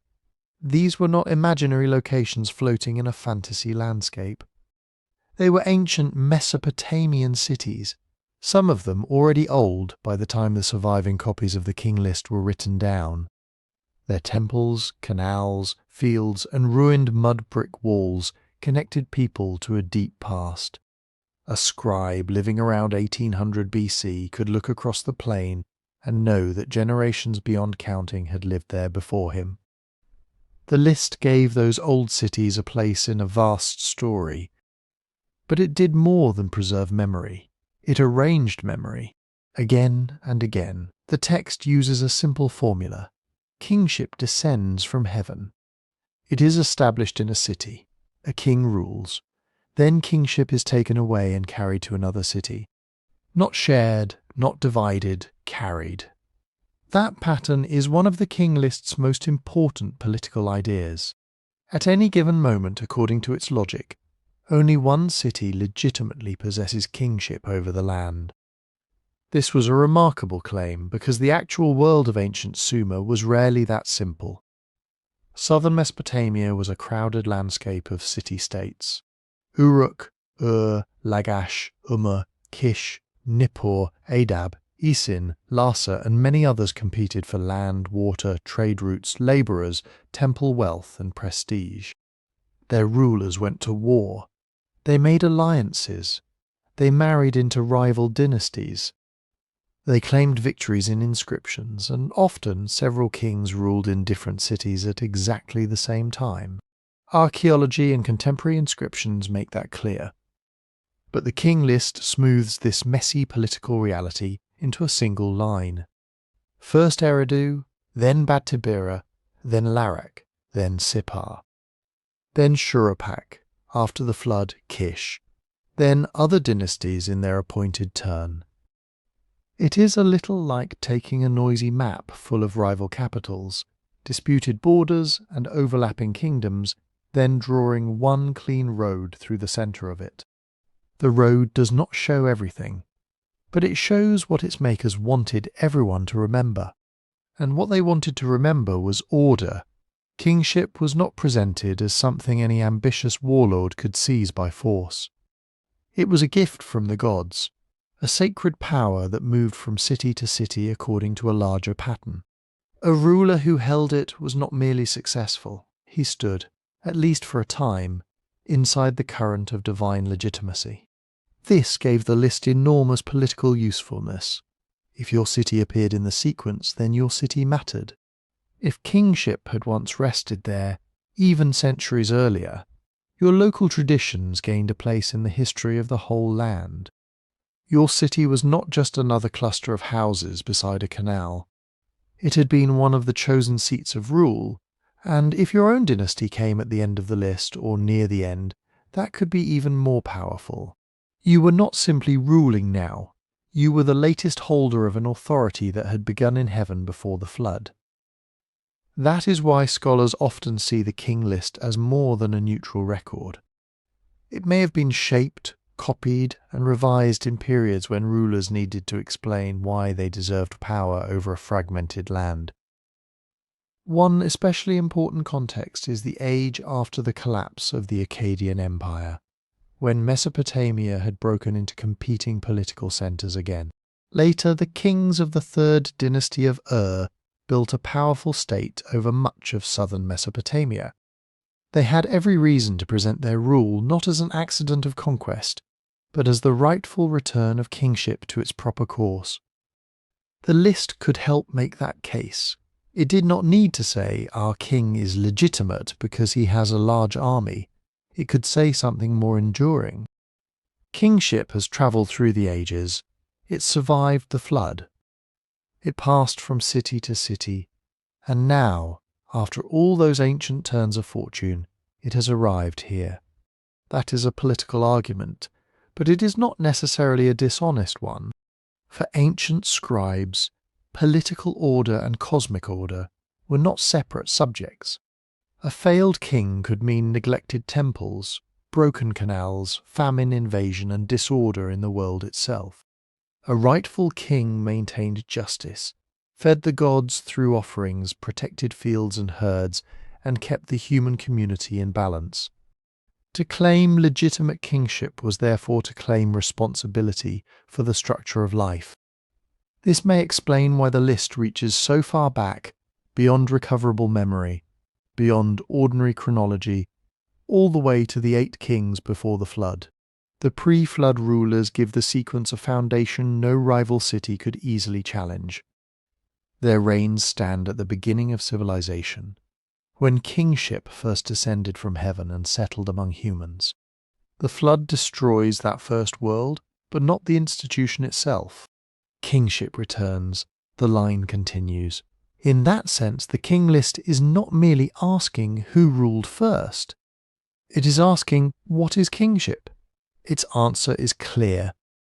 Kingship is ancient. It is sacred. It is transferable. It belongs to the gods before it belongs to any human ruler. Cities rise, cities fall, dynasties vanish, floods sweep over the land. But the office itself endures, and yet, behind this grand orderly picture, there remains a quieter question. What do the ground, the ruins, and the oldest layers of these cities actually tell us about the world the list describes? Because the King List gives us a sacred map of the cities before the flood.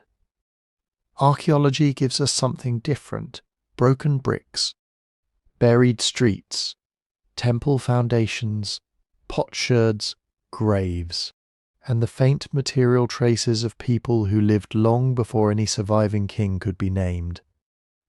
The ground gives us something different, not a neat line of kings, not a single royal succession stretching back before the flood.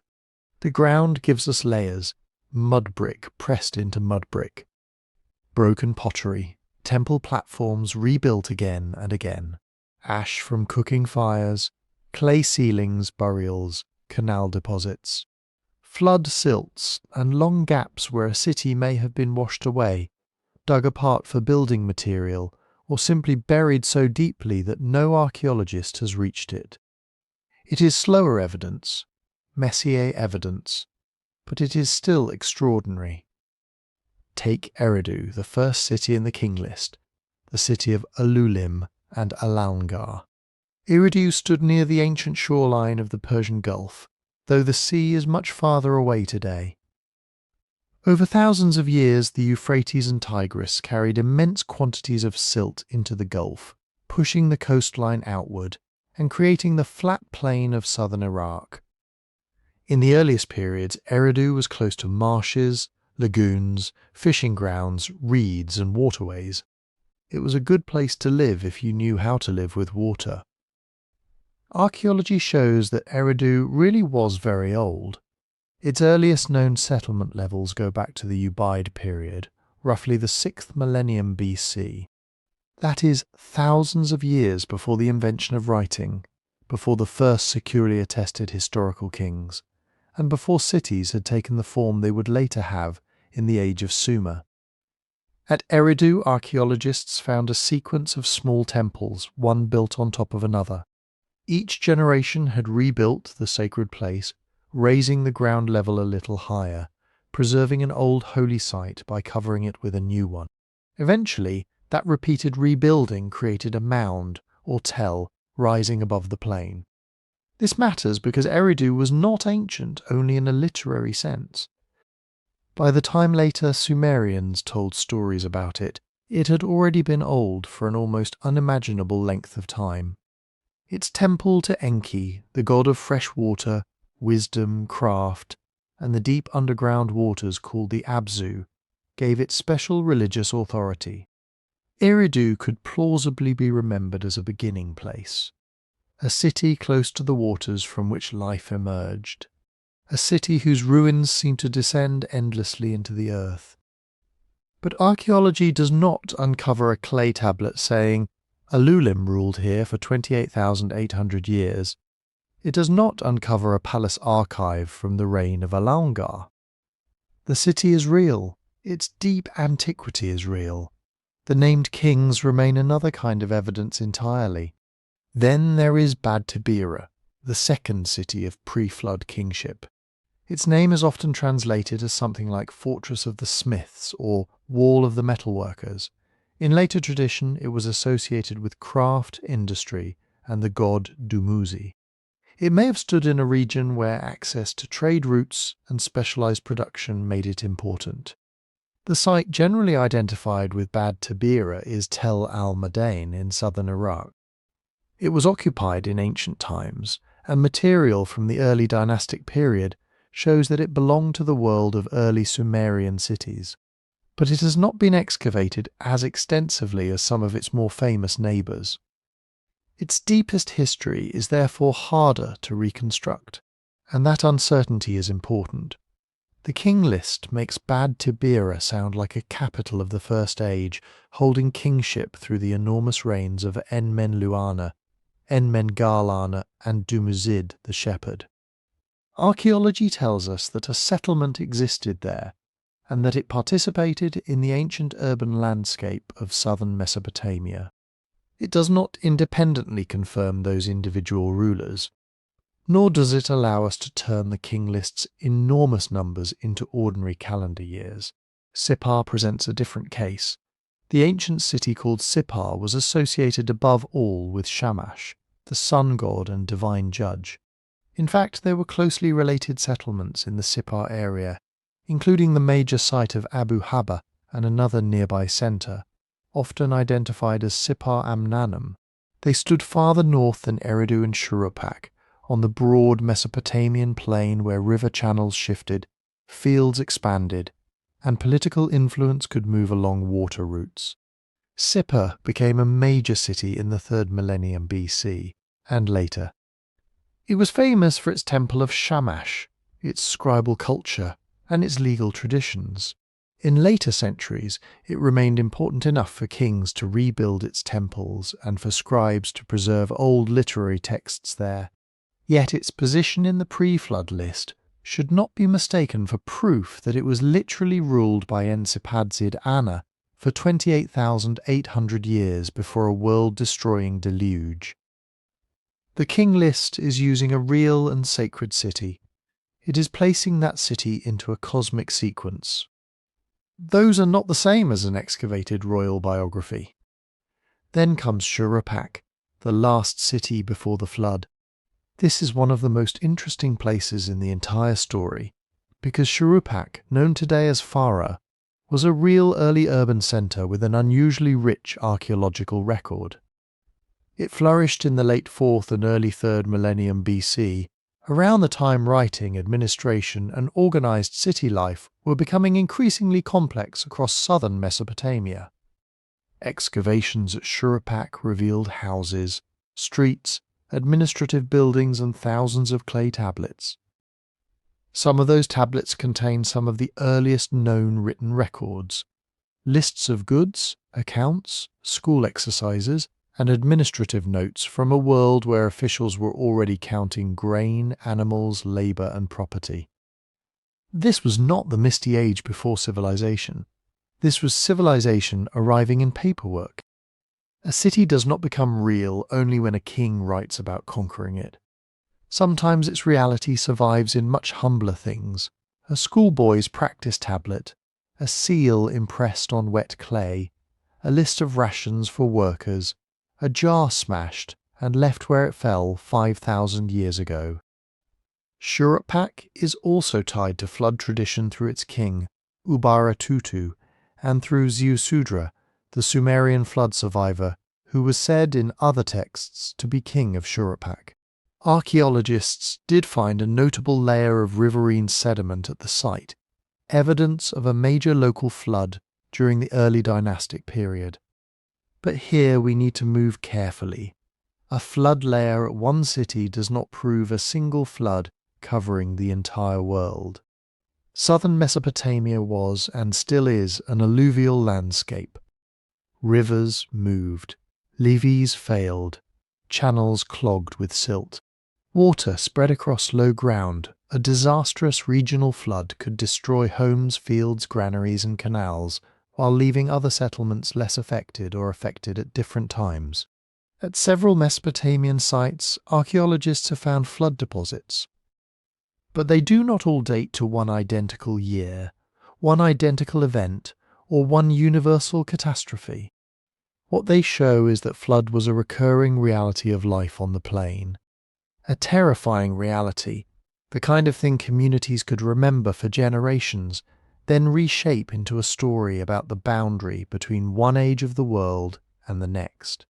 And the alluvial plain makes the evidence especially difficult to read. In stone-built landscapes, old walls can stand for centuries. In southern Mesopotamia, people built mainly with mud brick. Mud brick is practical, abundant, and surprisingly durable when maintained.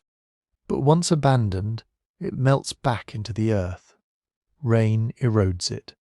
Wind scours it. Later builders dig into it for bricks. Floodwater covers it with silt. New settlements rise on top of old ones. At the same time, the rivers themselves are constantly rewriting the map. A city that once stood beside a busy channel can be left far from water when the river changes course. A settlement may disappear beneath accumulated sediment. Another may be destroyed by erosion before anyone can excavate it.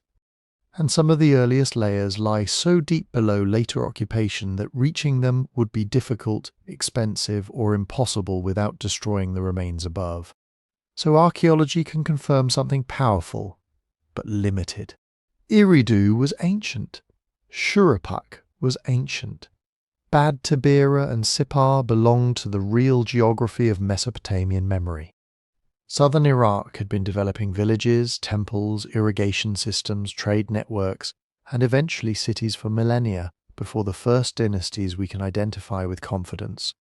That deep past was real enough to inspire awe, but old cities are not evidence for impossible reign lengths.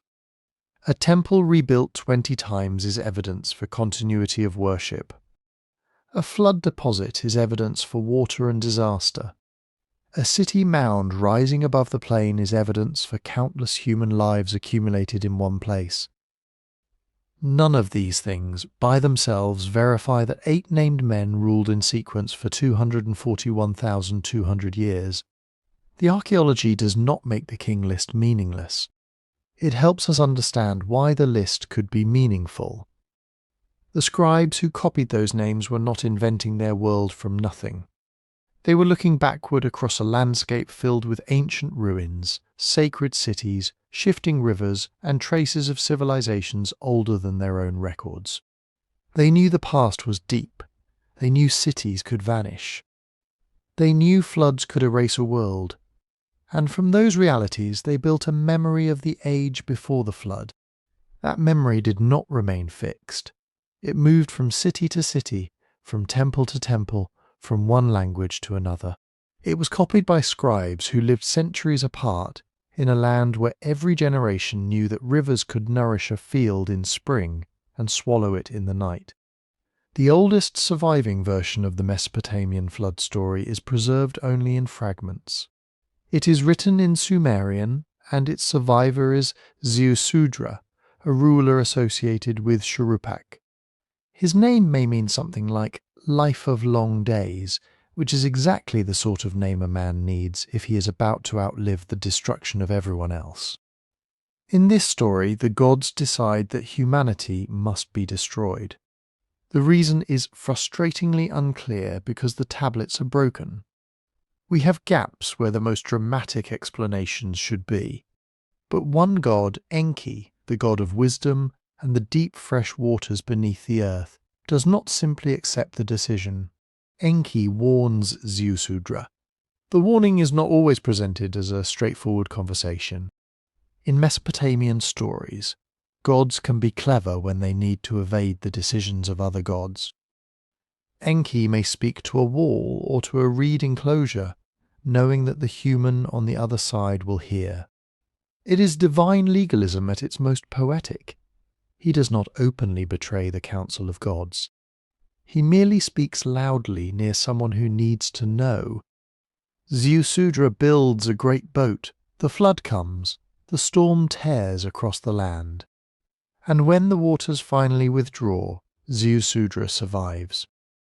Then in the surviving Sumerian account, the gods grant him something extraordinary. He is given eternal life and sent to dwell in a distant, blessed place. Not merely saved from death once, but removed from the ordinary human world altogether. That is one version of the flood. Centuries later, as Sumerian culture and language remained deeply respected, but Akkadian became the dominant language of Mesopotamia, the story changed shape. It did not disappear. It was translated, adapted, expanded, and woven into new literary worlds.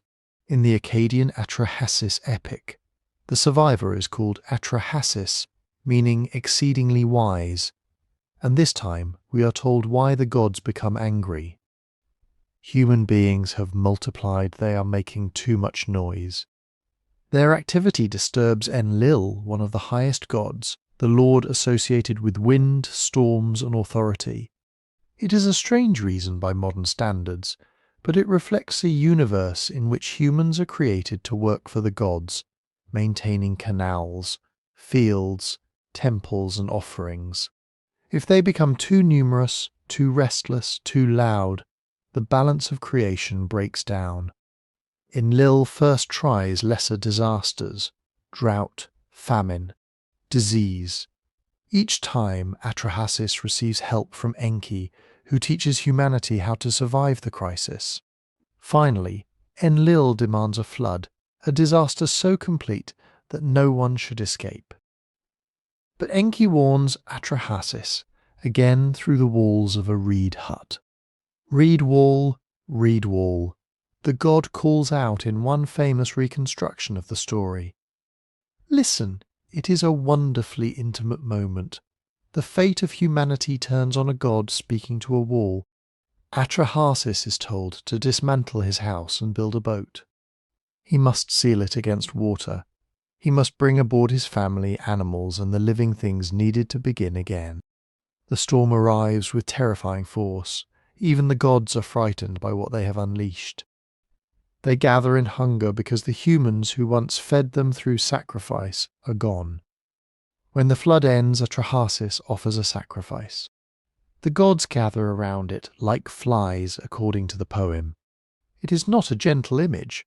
It reminds us that these ancient gods are powerful, divided, hungry, and sometimes deeply dependent on the world they rule.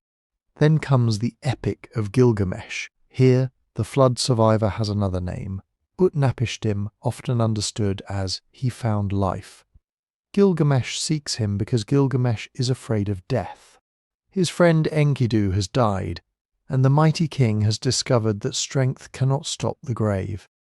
So he travels to the far edge of the world, where Utnapishtim lives beyond ordinary human reach. And Utnapishtim tells him the flood story, the divine decision, the secret warning from Ea, the Akkadian name for Enki, the boat, the family, the animals, the great storm, the release of birds to test whether dry land has appeared, first a dove, then a swallow, then a raven that does not return, because it has found somewhere to feed. The story is recognizably the same, but its purpose has changed. In Atrahasis, the flood helps explain why human life is limited by mortality, infertility, and vulnerability. In Gilgamesh, it becomes part of a meditation on death. Utnapishtim survived, but he is the exception. Gilgamesh cannot become him. No heroic journey can make an ordinary human immortal.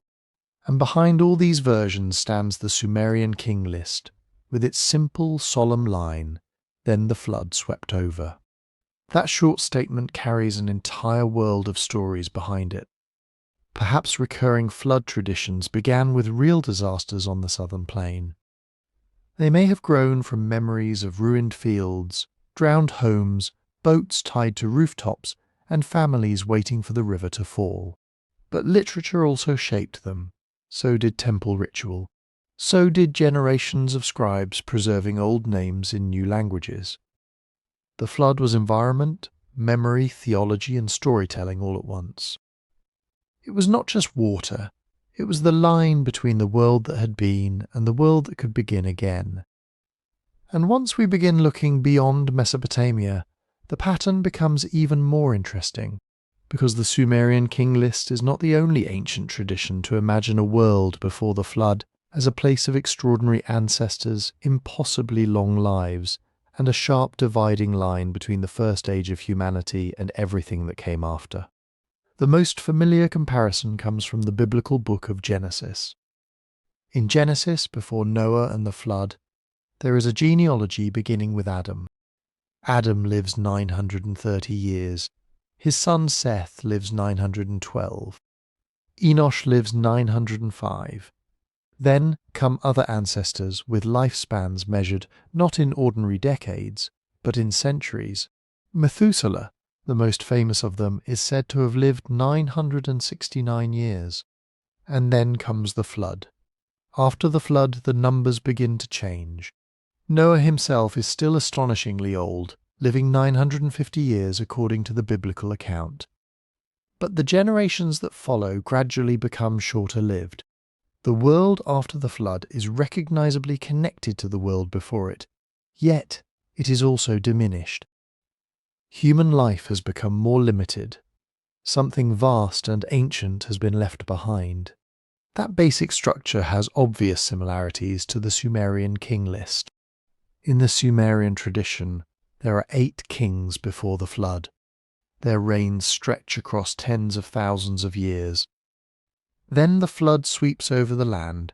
Afterward, kingship returns, first at Kish, and the lengths of reign begin to move, slowly and unevenly, closer to the scale of ordinary human history.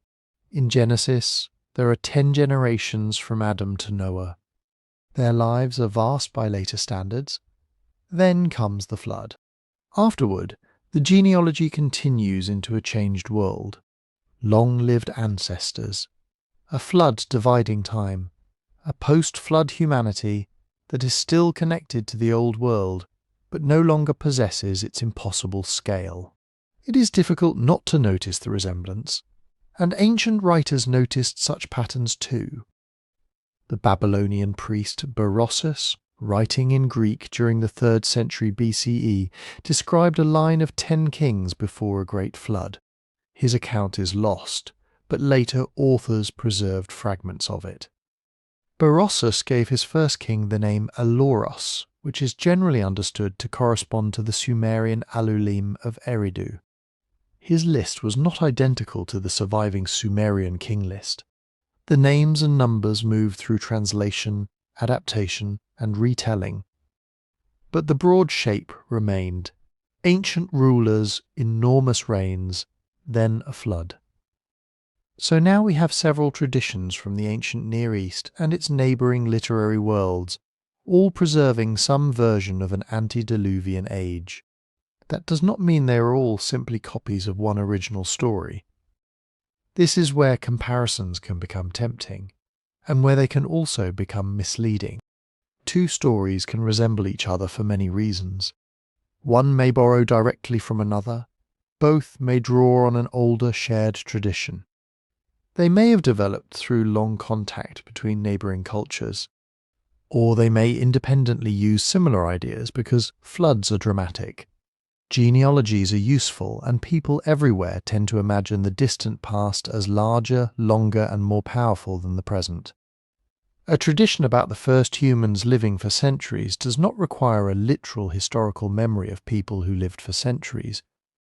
It can express a different kind of truth. The ancestors were closer to creation. They stood nearer to the gods. They belonged to an age when the world was not yet reduced to its present limits.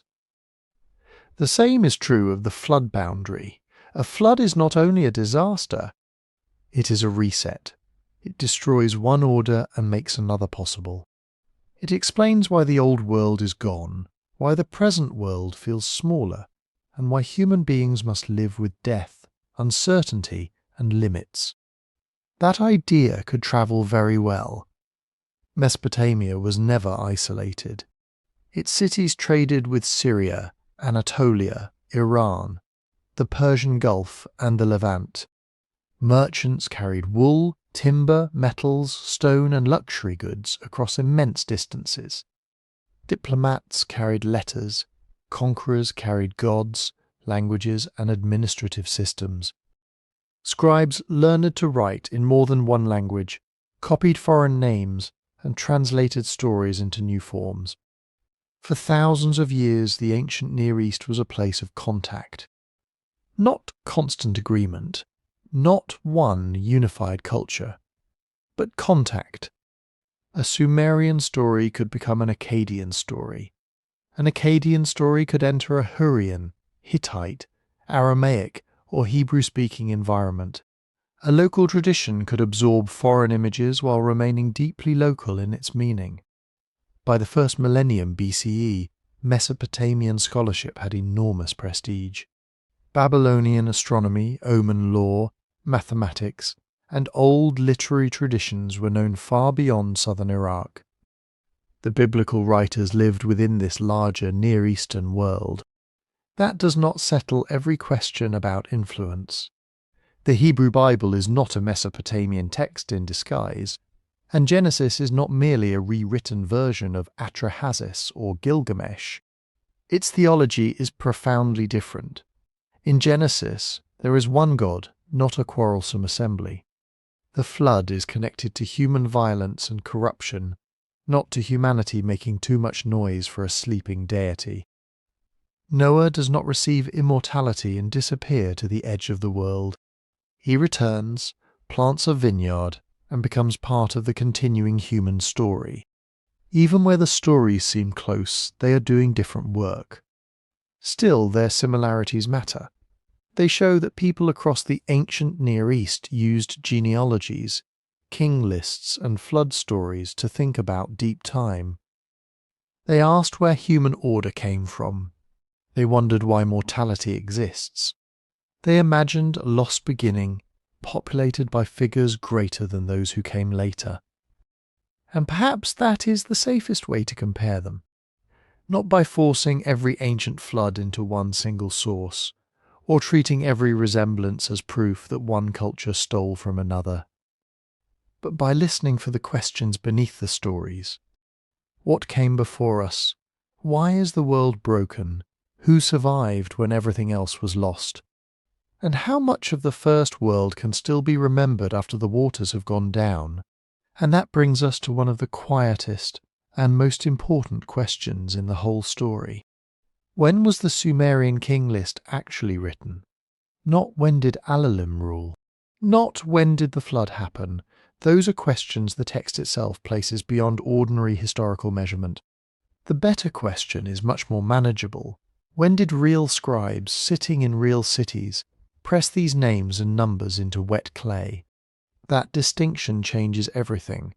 The 8 kings before the flood cannot be dated in the same way historians date Sargon of Akkad, or Shulgi of Ur, or Hammurabi of Babylon.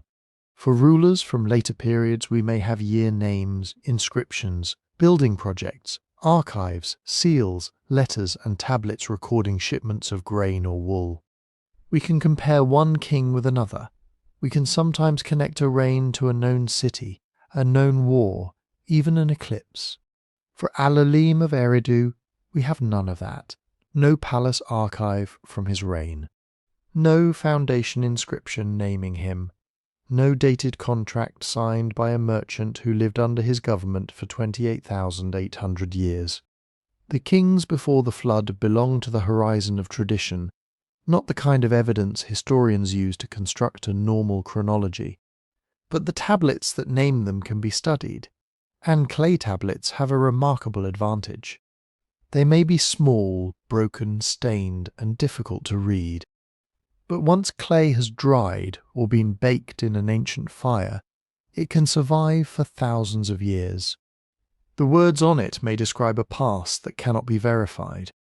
Yet the tablet itself still has a history.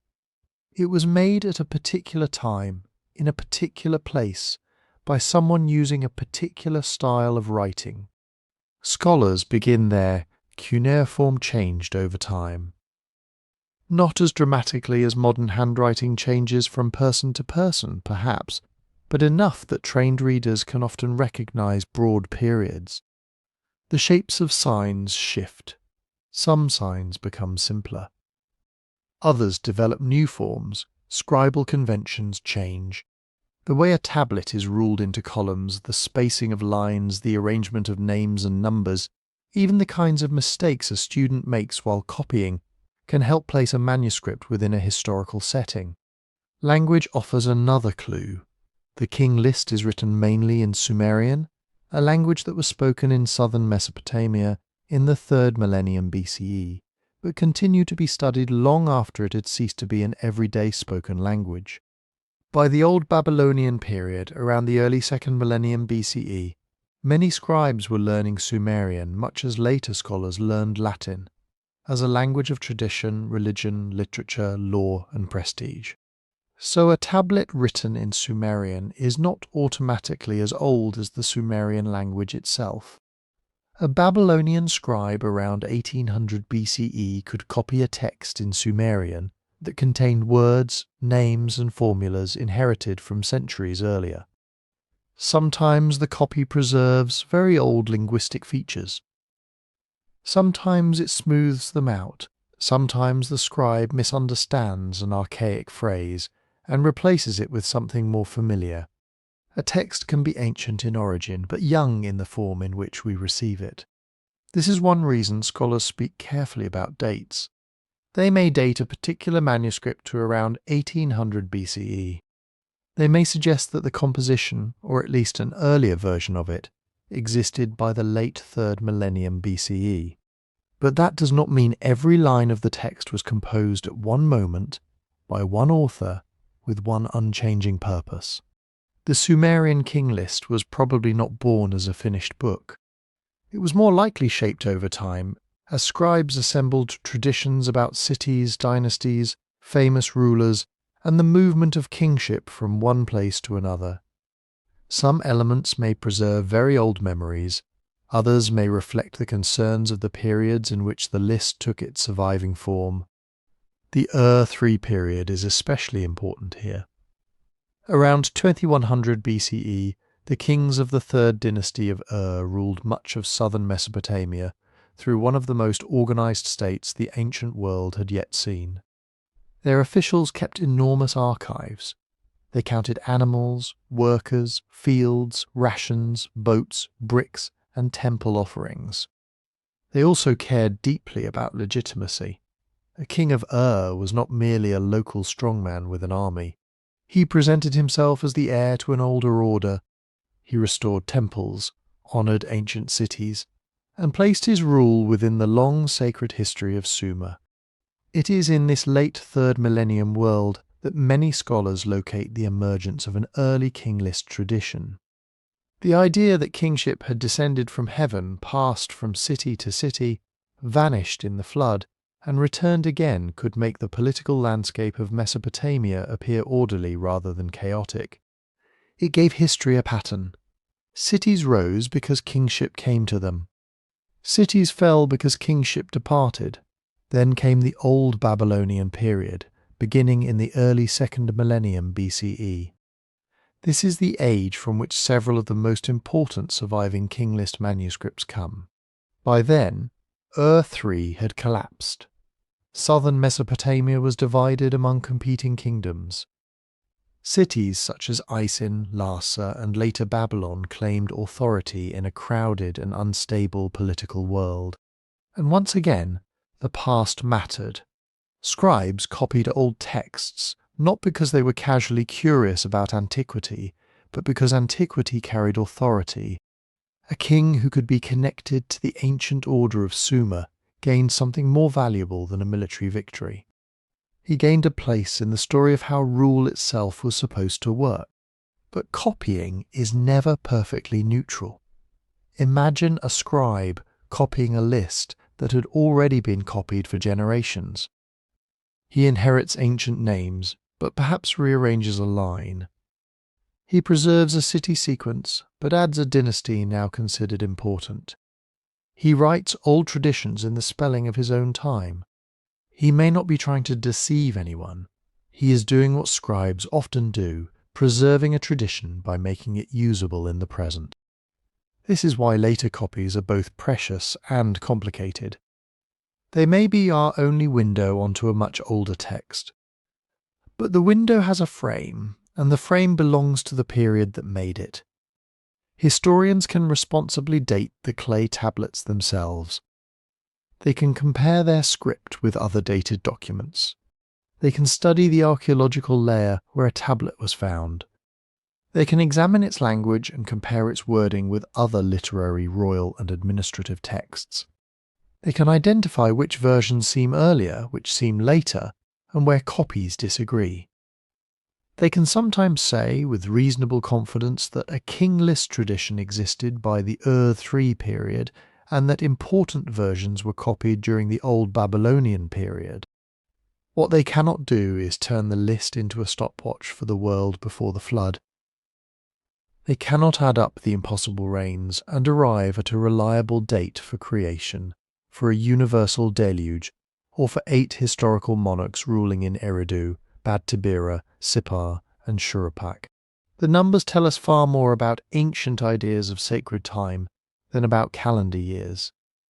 And perhaps that is not a disappointment, because the real age of the king list is not just the age of its tablets. It is the age of the memories those tablets were trying to hold on to. Memories of cities older than kingdoms. Memories of a flood that divided time. Memories of kings who stood at the edge of history, where evidence fades, numbers become enormous, and the human past begins to look almost like a dream. And whenever history begins to look like a dream, speculation rushes in. The Sumerian King List has become a magnet for some of the biggest claims imaginable.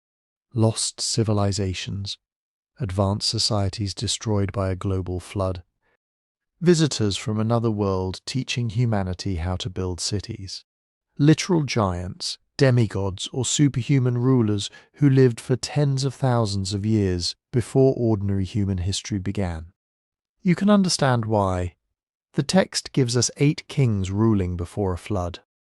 Their reigns are impossibly long. Kingship descends from heaven. The first cities appear in a world that seems both ancient and strangely complete. Eridu, Bad-tibira, Sippar, Shuruppak. Real places or places connected to real places, standing at the threshold of a time no one can reach.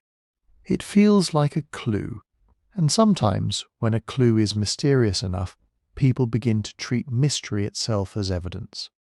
This is where we need to slow down. There is nothing wrong with asking bold questions.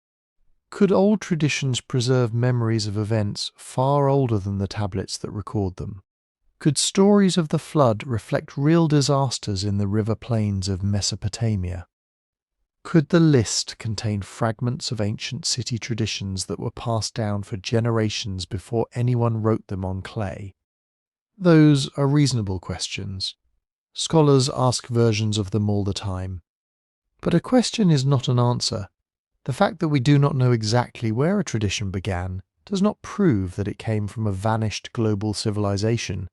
The fact that ancient people described kingship as descending from heaven does not prove that beings from space landed in Sumer.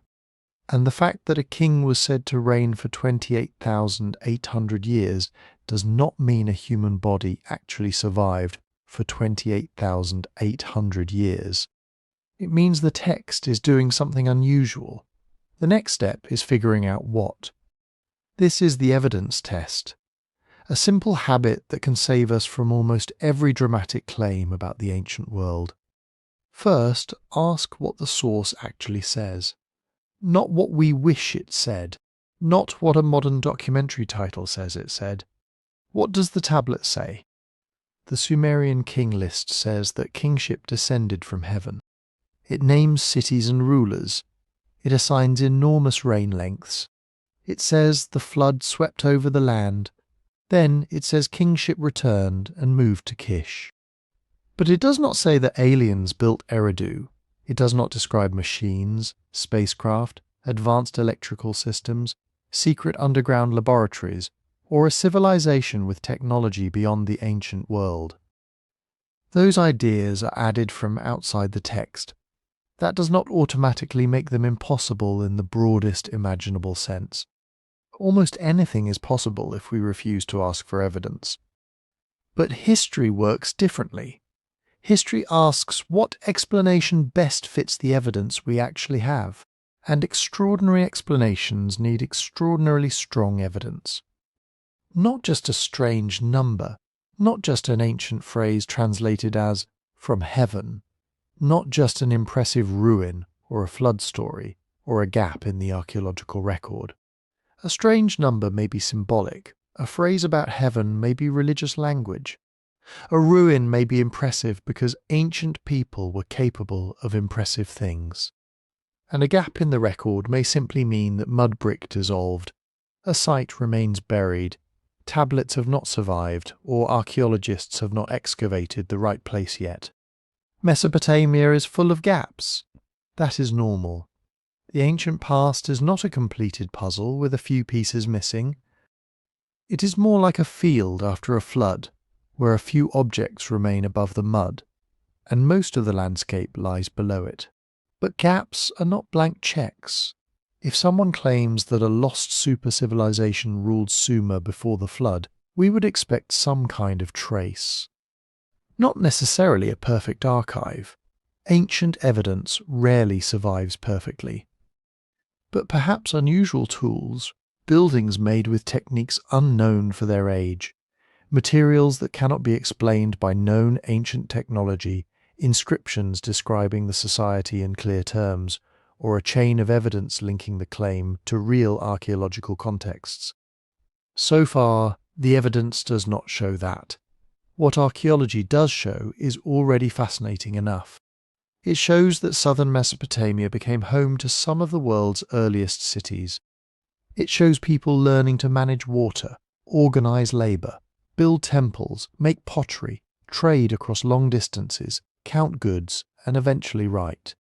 It shows complexity emerging over many generations, not appearing fully formed overnight. That story may be slower than the story of mysterious visitors. But it is also more astonishing. Imagine what it meant for ordinary people to turn a difficult floodplain into a landscape of canals, fields, shrines, workshops and cities. No magic required. Just planning, cooperation, argument, ambition, memory, and an enormous amount of human labour. The same caution applies to literal superhuman rulers. The reign lengths before the flood are too large to fit ordinary human lifespans, even by the standards of legend. But that does not leave us with only two choices. Either the list is a modern-style historical record, or ancient kings were immortal giants. There is a third possibility, and it is usually the better one. The numbers may belong to a sacred system. They may express cosmic order, deep antiquity, legitimacy, or the immeasurable distance between the world before the flood and the world after it.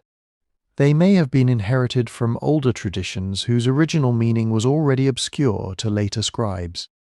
They may combine mathematical patterns with mythic memory. We do not know exactly how every number was formed.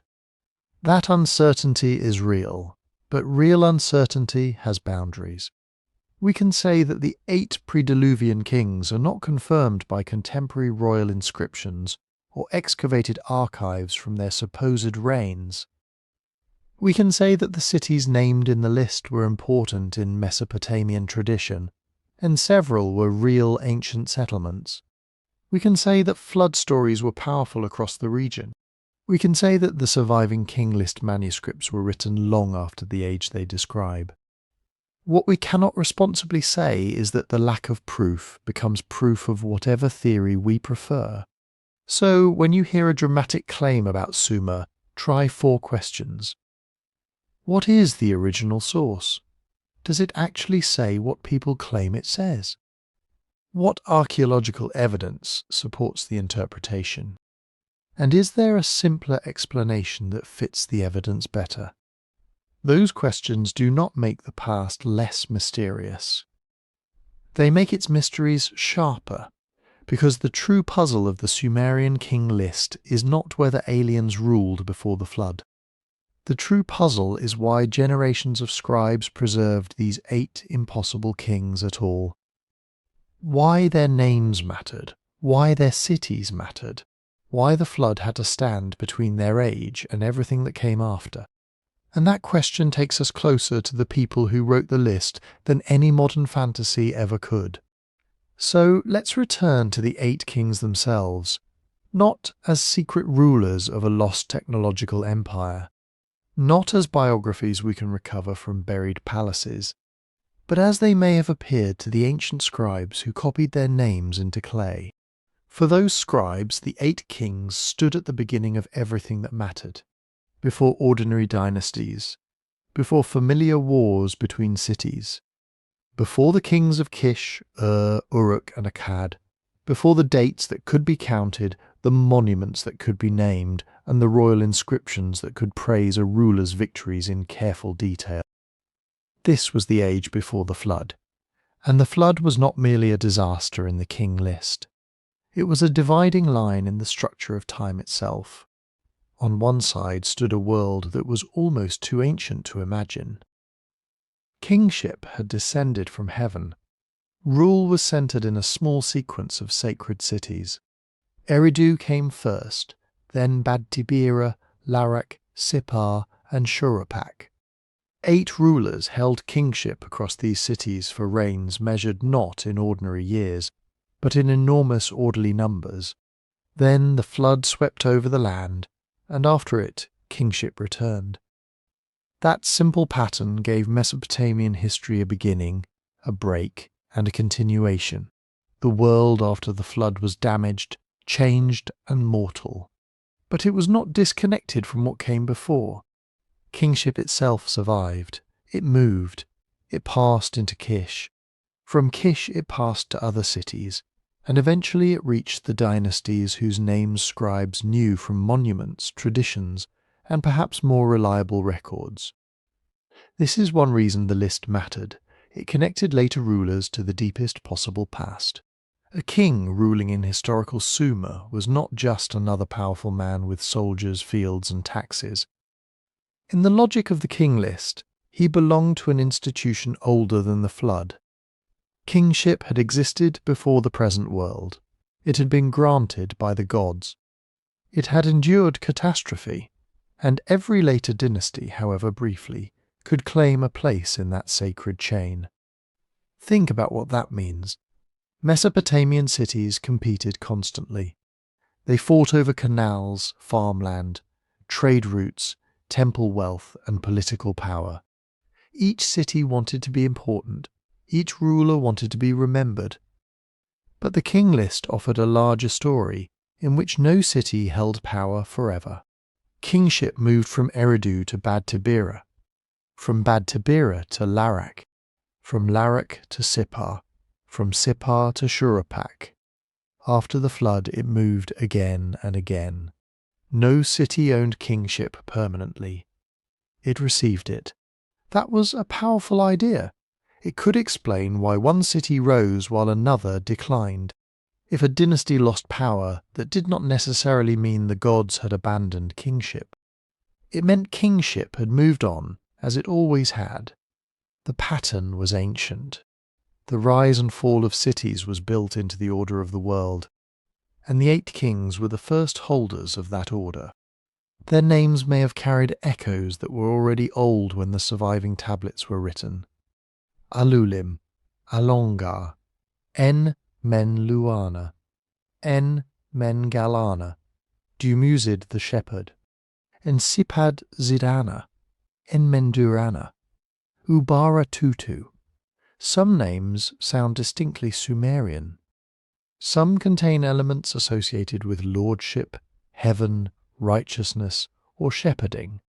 Dumuzid, in particular, was also the name of a major divine figure, a god linked to fertility, seasonal loss and return. En-men-lu-ana later became associated with sacred knowledge and divination. Ubara-Tutu was remembered in later tradition as the father of Ziusudra, the flood survivor. But these connections do not give us 8 clear life stories. They give us something more elusive. They suggest that the names belonged to a cultural memory, a memory shaped by temples, oral traditions, city identities, religious ideas, and generations of scribes organizing old material into meaningful patterns. Perhaps some names preserve distant recollections of early local rulers. Perhaps others were primarily mythic from the beginning. Perhaps the distinction between human king, ancestral figure, and divine presence was not as sharp in ancient Mesopotamia as we expect it to be. The scribes may not have asked the same questions we ask. We want to know, did Alulim really live? Where was his palace? What year did he rule? Can we excavate his tomb? Did the flood happen exactly as described? Those are reasonable questions, but an ancient scribe copying the King List may have been concerned with something different.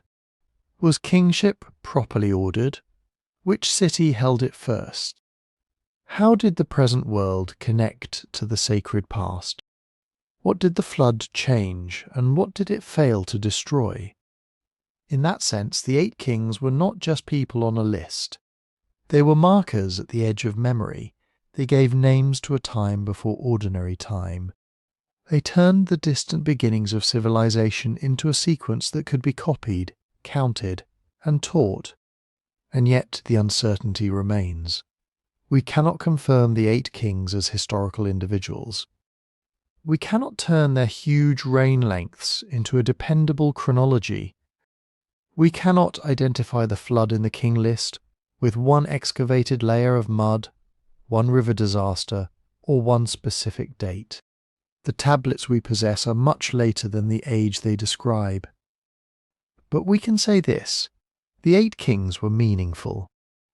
Their cities were meaningful, the flood between them and later history was meaningful. Together they expressed a Mesopotamian vision of the world. Civilization had a divine beginning.